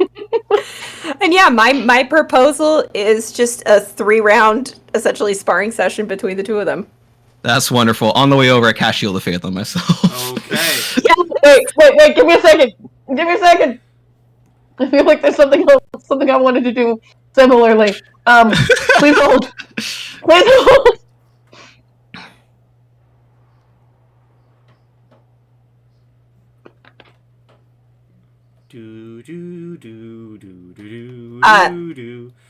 I would like to make sure that the 3 of us are far enough away we're not going to get hurt, but basically providing an additional blockade to the workbench, so Eitri feels like his place is secure with 3 bodies basically between him and the issues that's going on. He does shout out, if any of you bring blood back on my work, we're going to have problems. Oh, you'll be fine. One of them can clean it off or something. It's fine. It's not the first time blood's got on your work. Maybe we should provide at least 60 feet in between us and his workbench. All right, Ezekiel looks over and kind of squints. We're about there. I'm going to it's a bonus action before we start. I'm gonna just become real big. All right. And I'm gonna become large. And now I'm just big Gudrun. All of I heard a story like this. I think it was called Greg and Goliath. Am I getting that name right? Gudrun standing there suddenly start glowing in runic power and grow. Oh, I hate that. And the way we're going to do this... you how much I hate that. Gudrun and Ezekiel, please roll initiative. Wonderful. Let's do it. The funny thing is, I am not gonna do well at this, but I'm still so into it, Where's oh, there it is. Don't worry. 16. Don't worry. None of the damage, no damage is going to track. It's just whoever gets more hits on the armor class during more turns. Wonderful. All right. Let me add your turn. So, do you guys, what do we think? Do we think battle music? How are we feeling? Yeah. 100% battle music. Ezekiel does not seem phased by you growing bigger. In fact, he seems more excited, didn't know you had some drown in you. You might find yourself to regret that. As I get myself into as I go from this old man stretching into a low combat stance behind the shield with some looking like I have some training. All right. I guess I probably would take out my shield at some point on the way over there. That feels like a thing I would do. Alright, so Ezekiel, you have the first hit. Wonderful. For bonus action, I'm gonna cast Shillega on my club. So all of a sudden, I take out my club and I immediately give it a twirl, and it just immediately glows with this little white aura around it. Let me show you how you fight with brain over bone, big one. And I'm gonna rush over and roll and make an attack with my Shillega club, walking club. Alright, so that is this. Ah, shit, 12! Oh, that doesn't hit. Alright, Oh, I run over and I whiff a little bit. Gudrun. It's just lulling her into a, false sense of security. I'm going. Come on, then. I'm gonna take out my stick, my classic bonking stick. I don't actually want my great club because I want my shield so that I don't get hit as much. I'm going to pull out the classic Gudrun bonking stick, and she's going to see your shillelagh, and she's going to raise you a casting magic weapon onto her stick, Alright. and then she's going to do a bonk. Oh, sorry, I don't think this would matter, but that should actually be 13 to hit, I think. Oh, no, that's right. No, that's correct, that's correct. Well, no, we're fine. I believe Never it's mind. 14 to hit me right now because it's Doesn't matter. That was correct. Never mind. yeah. So one-handed quarterstaff, normal, not advantage. That was That's- whispered, but it was a 23. Oop. Oop! I didn't mean to whisper it. It's technically 24 because I 23? cast magic weapon. Wait, what?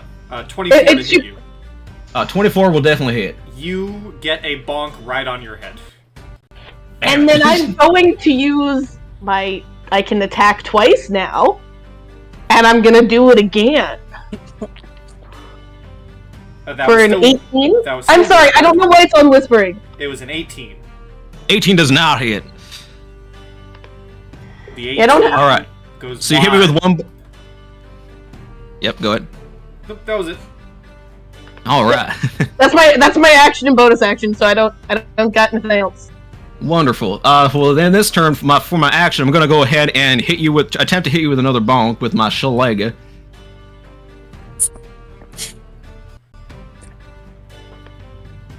Maybe. Hold on. Let me check something real quick. You just hear a shout, "Is this really necessary?" Yes. Sorry. You turn around to respond to Eitri. He's not actually even paying attention. He's just scrounging through his supplies. Let me see here. Wait, I might would be solving two would of a- our problems at once. would a 19 have hit? It should have been a 19. Nope. 19 would not Didn't hit. think so. Okay, just All double right. checking. We're All so right, bad I'm at numbers, man. It's all good. I'm gonna attempt to hit you with another shillelagh.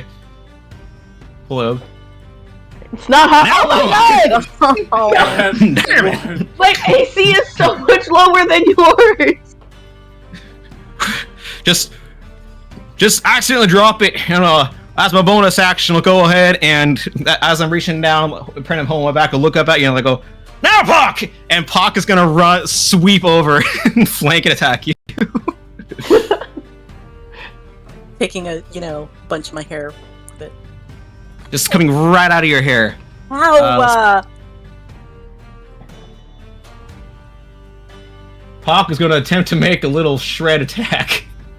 Do it. That's 20! Yeah! Oh, Yes! Bucky. So Yes, the- Pocky! Ezekiel swings and fumbles with his stick, but he commands the bird, and the bird comes in and gets a good old shred on Gudrun. Ha! That was part of the ploy! That's called get him! All right, Gudrun. Like I feel like this is all about the bomb. All about the I will say what I will say instead of a shred. I will say instead of a shred, Pock just comes up and literally beans you, just like just full body tackles you in the head. Yeah. Okay, I guess I'm just doing two more. I think that's. I don't want to use up all the thing in one. So far, You you know, guys are not- tied. Well, technically, Pock Appeal and Gudrun are tied. Those shouldn't have been an advantage. I thought I unclicked that. So So that would be a 22. 22 and a 13. All right, well, Sorry, 22 hits. 23 and a 14. But yeah, 23 does hit, 14 does not. cool. So it is currently 2-1 Gudrun. All right. And we go to round 3. Round 3. All right. I'm gonna go ahead and attempt to attack one more time with Shiglega, but before I do, I'm gonna cast. Let's see here. Snare and strike on my weapon. Ooh, what does that do? I'm guessing it Well, bears. you're technically large right now. Yep.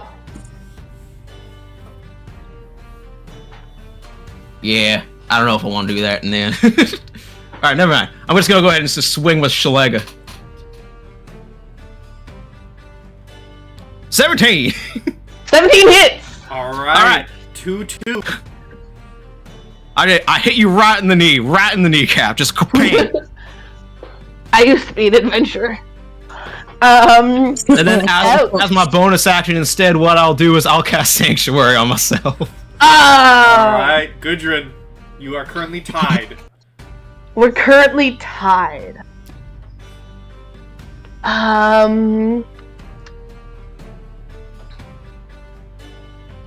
I'm just gonna try to attack, which means I need to make a wisdom saving throw. Yeah, you do. Okie doke. Ah, why is that advantage? So Well, 21 does succeed. Go ahead, roll your attack. I thought, like, it says that it's on normal. I don't. Anyhow. If you are attacking twice, I believe Sanctuary, you have to do the Sanctuary again for the Yeah, second attack. yeah. Well, 22 will hit. Okay, so here's the thing: this is the last round, right? Yes, with this swing, you have won, Gudrun. I'm still gonna try again for the last one. Go for it. That wisdom. Nope. Nope. I win, and then I'm like, but I just can't. I can't focus because I'm too excited about the fact that I won, and I'm just like completely, like swing my, like just like in a circle, completely not attacking anybody. And as the little contest ends, you hear Eitri shout, "Did anyone die?" No. Oh. Only an old man's pride. As I'm like wiping a fake tear from under my eye. Astrid sounds pretty disappointed. Everyone's It's all right, fine. old timer. You'll Good get on it you, next Biggin. time. No death, no blood. Oh, that's okay. I still got a bunch of tricks up this old sleeve. I think there might be blood where that bird tore out some of my hair. Yeah, these two. Pocket Peel still has a couple white strands it's nibbling on. So now that you're When? busy, now that you're not busy squabbling anymore, Helheim? Yes, Helheim, and all of us yes. will be going. Yep. Sure.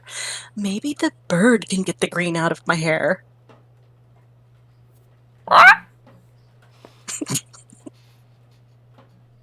Sorry, what's the bird's name again? Oh, Pocket Peel, the cockatiel. Pockapeel the cockatiel. Pocket for short is fine. Excellent. Okay.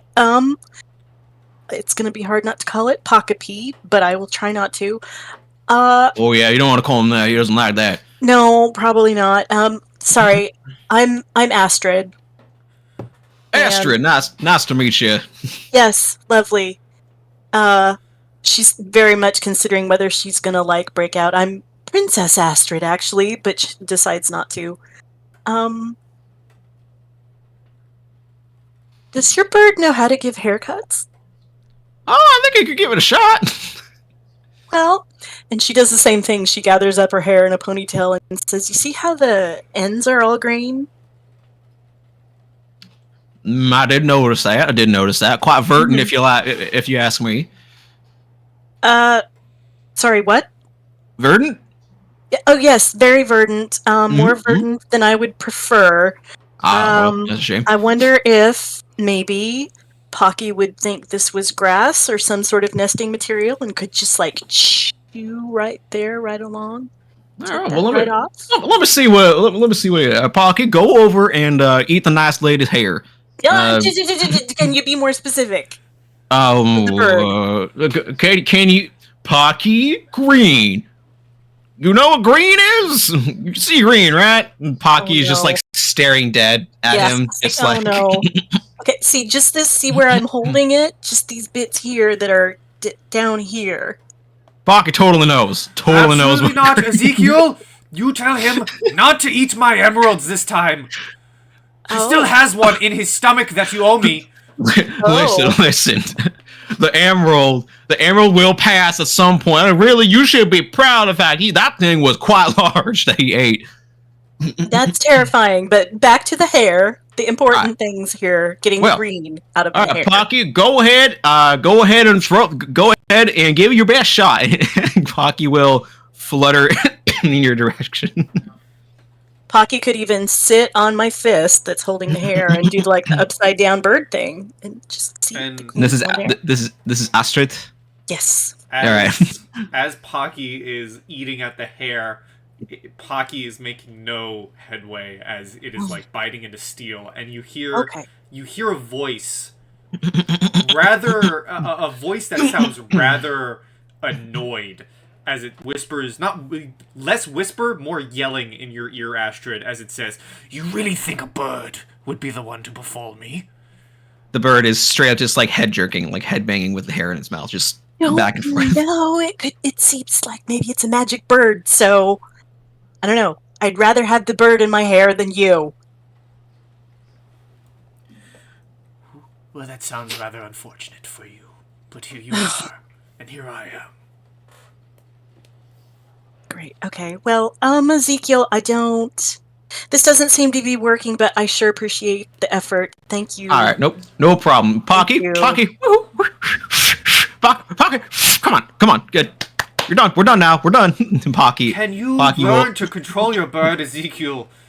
Listen, he does fine when it counts. I like giving him the space he deserves when life isn't on the line. Is anybody laughing right now? Anybody dying right now? No? Okay, well then how about that? You know, that's rather my father's theory of child rearing as well. Now, that direction is Helheim. I have work I need to get back to. I would really appreciate it if you can go get this for me. Speaking of old Eddie, can you do me a favor and can you give us some supplies to head on out? You have anything you can pawn off on us? Maybe a loan or two? Give me a persuasion with disadvantage. All right. Astrid's going to say, that would be lovely. We kind of got transported here without any of our things. So, help action. So it balances out. Yep. All right, hold on. I'm getting there. I'm finding it. Persuasion. All right. All right. No. Atri looks dead in your eyes, Ezekiel, and says, "No." And I made your soup. Your soup made a mess. Gwen would kind of look over and Pocket Peel is like fluttering in the soup like a birth bath. All right, you know what? I'll admit that's kind of my bad. Lord Etreat, just a brief question, if I may, just because you brought it up earlier. The waters sound like they're dangerous. If we end up having to go past or through the water, do you have any recommendation how to circumvent the dangers of the water? Just follow this ridge line, and he points kind of towards a distant mountain, and that should take you right towards the entrance that you need to find. You shouldn't even bring you near the water. If you end up near the water, like this one here, and he stares dead at Ezekiel, then you haven't listened to my instructions, and perhaps you're better off. I'm not going to say what I was just going to say. I appreciate that, because we will have Mimir guiding our way instead of others that may not be so guided. You've seen Mimir. Tell him I say hi. That I will. The next time I have the honor of having an audience with Mimir, I will certainly say hi from you. Now, anything else before you go? Well, I don't really know how to ask this, but does he have anything for sale? I mean, we just did get a lot of money. He Does does, it look if like you ask him, yes. Okay, cool. Yeah. So I would totally be like, well, as my friend did say, we did come here with less than helpful utilities on our side. However, I do have coin. I don't know if you exchange for Midgardian coin here. Oh, wonderful. I'm definitely more inclined to deal with you now. Thank you for introducing them, Ezekiel. Oh, wait. I introduced them to you. Now, how much Well, coin listen, are you you're carrying? the host here. I ain't the host here. That's all I'm saying. How much coin are you carrying, and what are you in need of? I also accept rare items. They can always be useful, but Midgardian coin is quite nice too. Daddy armor? Oh, well, yes, armor would probably work for grandmother here. I am currently holding 400 Midgardian gold, and I would be looking for something to help enhance my magical abilities even further. 400? I don't know about magical abilities, but I can offer these. You all kind of look in need of it. And he does place up a piece of armor on the table and says, I actually recently made this, and unfortunately, I really do hate saying this, but Ezekiel's pot has come in quite handy for making some of these, and he puts some bottles of potions on the table. That's why you always carry a soup pot with you. Oh, I think Yes. I would reach into my bag and I'd pull out the remnants of the crown of Silvering Spring, Yes. and I would place the broken pieces on the table and say, this once had magical capabilities of shooting out magic targets that could hit things from a far distance, and I would be able to do it with the beautiful birds that you see carved on it. Is that something you may be able to fix and provide again, or maybe make it so it's some form of protection versus, a magical wielding weapon? I can't really wear armor, but anything would help. Well, do you want it repaired, or do you want it imbued differently? Because if you want it repaired, let's see. I hate to say I recently ran out, but if you can bring me back 3 elven strands of hair, I can get this repaired in no time. What is with you and the strangest things you need? Don't you need anything just like rocks or like? Well, some magical things do need rocks, but I'm pretty sure that magic of the caliber of Lord Atri here is much further than just basic rocks. Well, you'd be surprised. Well, that just means he masters the basics, and once you master the basics, you can do anything else. Atri has his eyes closed in, annoyance. Gwen would redirect the conversation and say, "Well, okay, so three strands of elven hair. I would pay the 400 gold that I have for something different that would involve the same design of the crown. If you have, if you are so inclined to tinker with it a bit." I am more than capable of tinkering. I may have some supplies. I am running low. Let's see. If you want some protection, let's see if you can bring me back. If you can bring me back a molten piece of a fire giant, I'm sure I can turn it into something protecting. They are quite sturdy folk. Really. How do you carry that?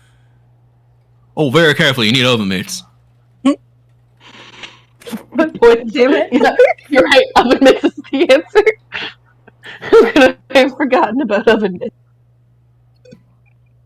I'm sorry. So that was one piece of a molten Fire elemental? Is A that what you molten said? piece. Fire A molten giant. piece of the fire giant. And good news for you, I'm an expert when it comes to giants. They were my piece de resistance back in the day. Good, yes. That's wonderful, Ezekiel. You speak giant? You speak giant, Andrew? He says in giant. No, I don't speak giant. Oh, well, you're pretty good if we're not speaking giant. I say back in giant. We'll have less menu. Now, did your companion want this armor? These potions are Armor? rather useful as well. Granny, would you like to purchase what this is- armor? What is the armor and how much does it cost? It is breastplate. It is a plus one breastplate, and he says, "Again, I recently made this, so it's fresh off the presses. 500 gold." I mean, I ain't gonna lie, that would be quite useful for me. But, I mean, I'm a newcomer here, so, you know. I don't have 500 gold, and also, given that my dex is 0, I probably don't benefit from medium armor as much as someone else might. Oh, well, So, I mean, like- I could pitch in if y'all need. This is all I got. And she pulls out exactly the amount of money that you guys just got from the king, and otherwise no other money. Oh, well, if the rest of you got the rest of it, then I'll pitch in this, and I put down 10 gold. That's all I got. If you just want That's all I got. potions and can't afford anything better, the potions will run you around 200 gold. And that's for What- how what many are the is potions? displayed on the table? He has placed on 4 potions. What kind of potions are they? Well, that wound on your knee, the stingy feeling you're feeling after Ezekiel hit it, this will repair it. I can toss 400 gold out so that we can get some potions. Wait.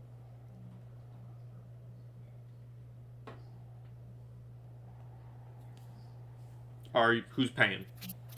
Yeah, are you just buying all the potions? Yeah. All right. If Great. you Yes, if you, that's 200 gold worth. if you buy them all, Mhm. it is 2 greater healing potions and 2 regular healing potions. Woo! Okay. Woo! That's a good deal. That's a hell of a good deal. I'm going to, and you said for 200? Yes. Okay. I'm going to take one of the greater. I'm going to give one of the greater to Gwen. I'm going to give a regular to Tobias. And then I'm going to sit there and stare between Gudrun and Ezekiel. You see Eitri kind of like beckoning you over to the side of his workshop. Yes. Please. Gudrun's like Please gonna keep look it for over yourself. to Ezekiel as you're thinking about this, and Gudrun's gonna look over and be like, "See, the part that she's missing is that she was dying when I tried to heal her, but she doesn't remember that because she was dead." And Eitri's telling you, Astrid, please, for the love of everything, just keep them yourself. You know, recently I've been on both a literal and a figurative journey, attempting to grow as a person and as a ruler and as a leader. And I feel like I understand what you're doing. Don't get me wrong. You're pawning him off on us. And personally, I feel like you should be giving us stuff for free or even a lot cheaper because of that. Because I am going to take him off your hands, but I feel like it's a really step in the wrong direction if I let him die. Whatever you say. And he goes back to looking around How about at his this? supplies. How about this? Do you have anything else fun back there? Give me a persuasion. Okay. Before you do a walk up, I have a pretty high passive perception, and I have an idea that there's a deal going on. So I'll walk up and I'll tap you on the shoulder. Mhm. Gwen, be like, "No, This is be Astrid. careful." Sorry, Astrid. No, be And careful. I'm not over there, sorry. Yeah, but be careful. He's a stickler, and I'll give you enhanced ability so you have advantage on your persuasion check. Oh, Yes! nice. Okay, so my advantage and my plus 10 better do something good here. Hey. Holy shit! Do you want me to roll again? I don't think you need to.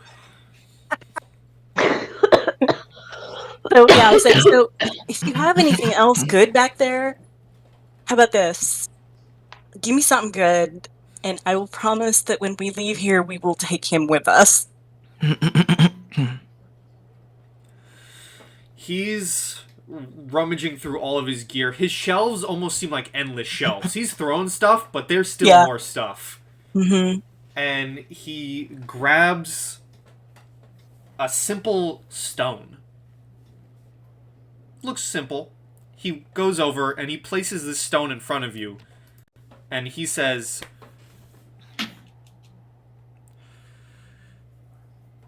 if you crush this in your hands, Mm-hmm. as much as I don't want to give this to you, crush this in your hands, and should you be in any hypothetical danger, you will find yourself right back outside the doorstep of my workshop. Oh. Well, I Well, that just- mean, that's very generous of you, but if you don't want to give it to me, No, just take it and you leave. could, scare up some more potions. I mean, I don't have great armor. My friend here, If you I'm could, just saying. if you could kindly take it and leave, please. All right. All right. Thank you.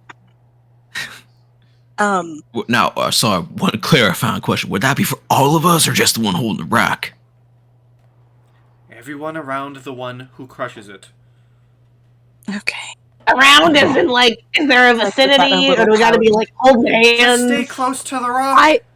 Yes. I am so sorry. We are on our way. We are leaving, and I will grab Gudrun, who's probably just shouting, trying to figure out how close she needs to get, and I will just start shoving her in the direction of.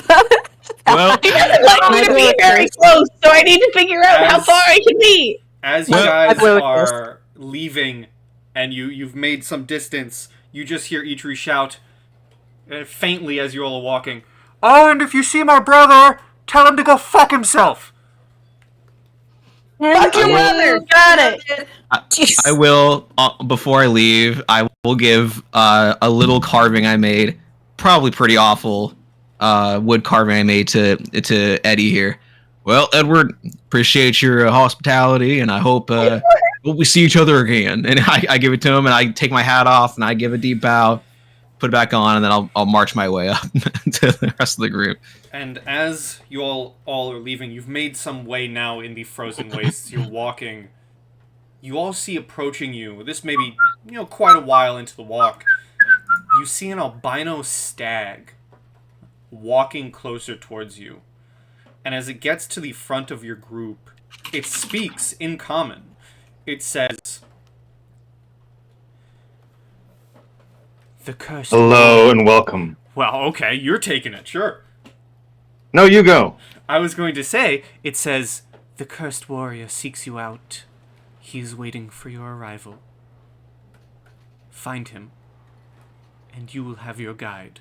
And then it walks off. And as you take time to think of this, you guys begin to continue walking again. Eventually you find this mouth of the cave. I would like everyone to roll me a stealth check, please. Wonderful. So I'm gonna use my channel divinity. Let's see here. Oh no. Yeah, I'm gonna go ahead and use my channel divinity to make myself proficient in stealth for the next 10 minutes. Gwen.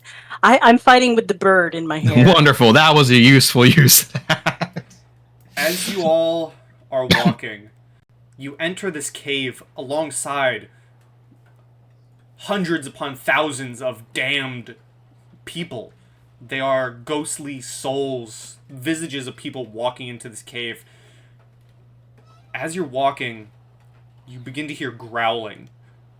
Your presence has been noticed as you are able to walk past, but you see this large, very angry-looking hound chained to a wall with burning red eyes growling at you the entire time as you walk into this horrifying place. How far away is this hound there? It is maybe 15 feet away as you are able All to right. stay close to the wall and Do- skirt around. Do I know what this hound might be? You would, as being a dwarf and knowing the realms, you would know this is Garmer, the Hound of Helheim. Right. Do I know what languages Garmer speaks or understands, if any? He seems to be visible, like visibly understanding if you say anything to him. He does not seem to be in the mood for talking. Right. And as you guys kind of continue into this cave, you come across an opening. And as you walk ahead among all the souls, you see someone sitting at the mouth of the cave. Who do they see?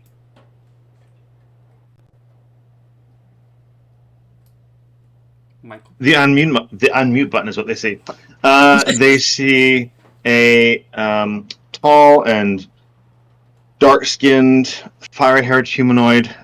Glowing eyes give it away as not quite human. With a big bow on its back, who stands slowly up and says, "I've been watching and expecting you, but at least you have finally come this far. Danger yet awaits." Well, guten Tag. I would love to show you guys what he looked like if my ribbon on Roll20 would work. Here we go.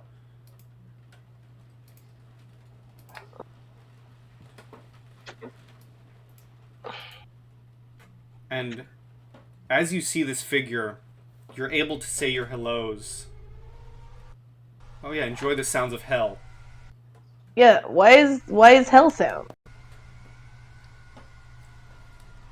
You are able to walk up, make introductions if this figure would like to introduce themselves. I am Kvak, and I have been watching your progress. I am tasked or cursed, depending on your point of view, by Odin to watch for those who need guidance in Helheim, to find souls, perhaps, as I think is a portion of your quest, at least. Though, if more immediate dangers seem to have presented themselves, you have perhaps awakened something that should have been more dormant here, but by and by you will likely survive, and we will make what we can of the wreckage.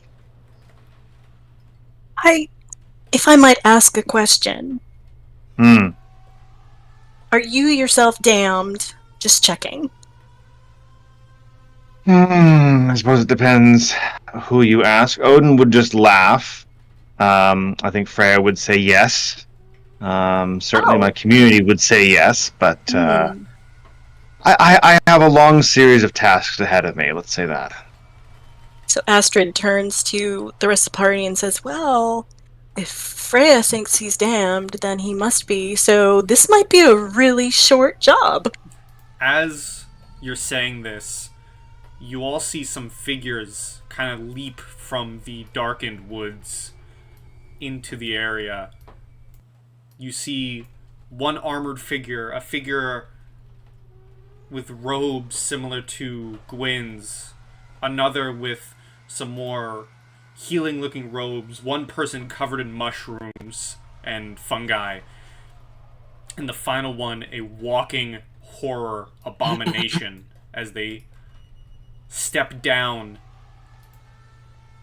and the one covered in armor, actually no, the mage-looking person says, "Well, look what we have here, everyone. It's been a while since we've had to have our fun with some flesh and blood. We're going to enjoy this." And that's where we're going to end the session. Whoa. So, Well, Baller. with that, thank you, first of all, to Velvet for joining this campaign. Yay! And We're excited. second, thank you, Michael, for joining as a guest character who's going to be staying with us for the entirety of Helheim. Oh, Yeah. Yay! yay! I'm excited. So, we shall all meet back up at a later date as we begin the next session with combat in Helheim. But for now, everyone say goodbye to YouTube. Bye, YouTube! See you on YouTube. Bye, YouTube. And as always, stay pie. Yeah, sure, stay pie and be sweet. I don't remember what the other part was, but that's what we're saying now. Goodbye, everyone.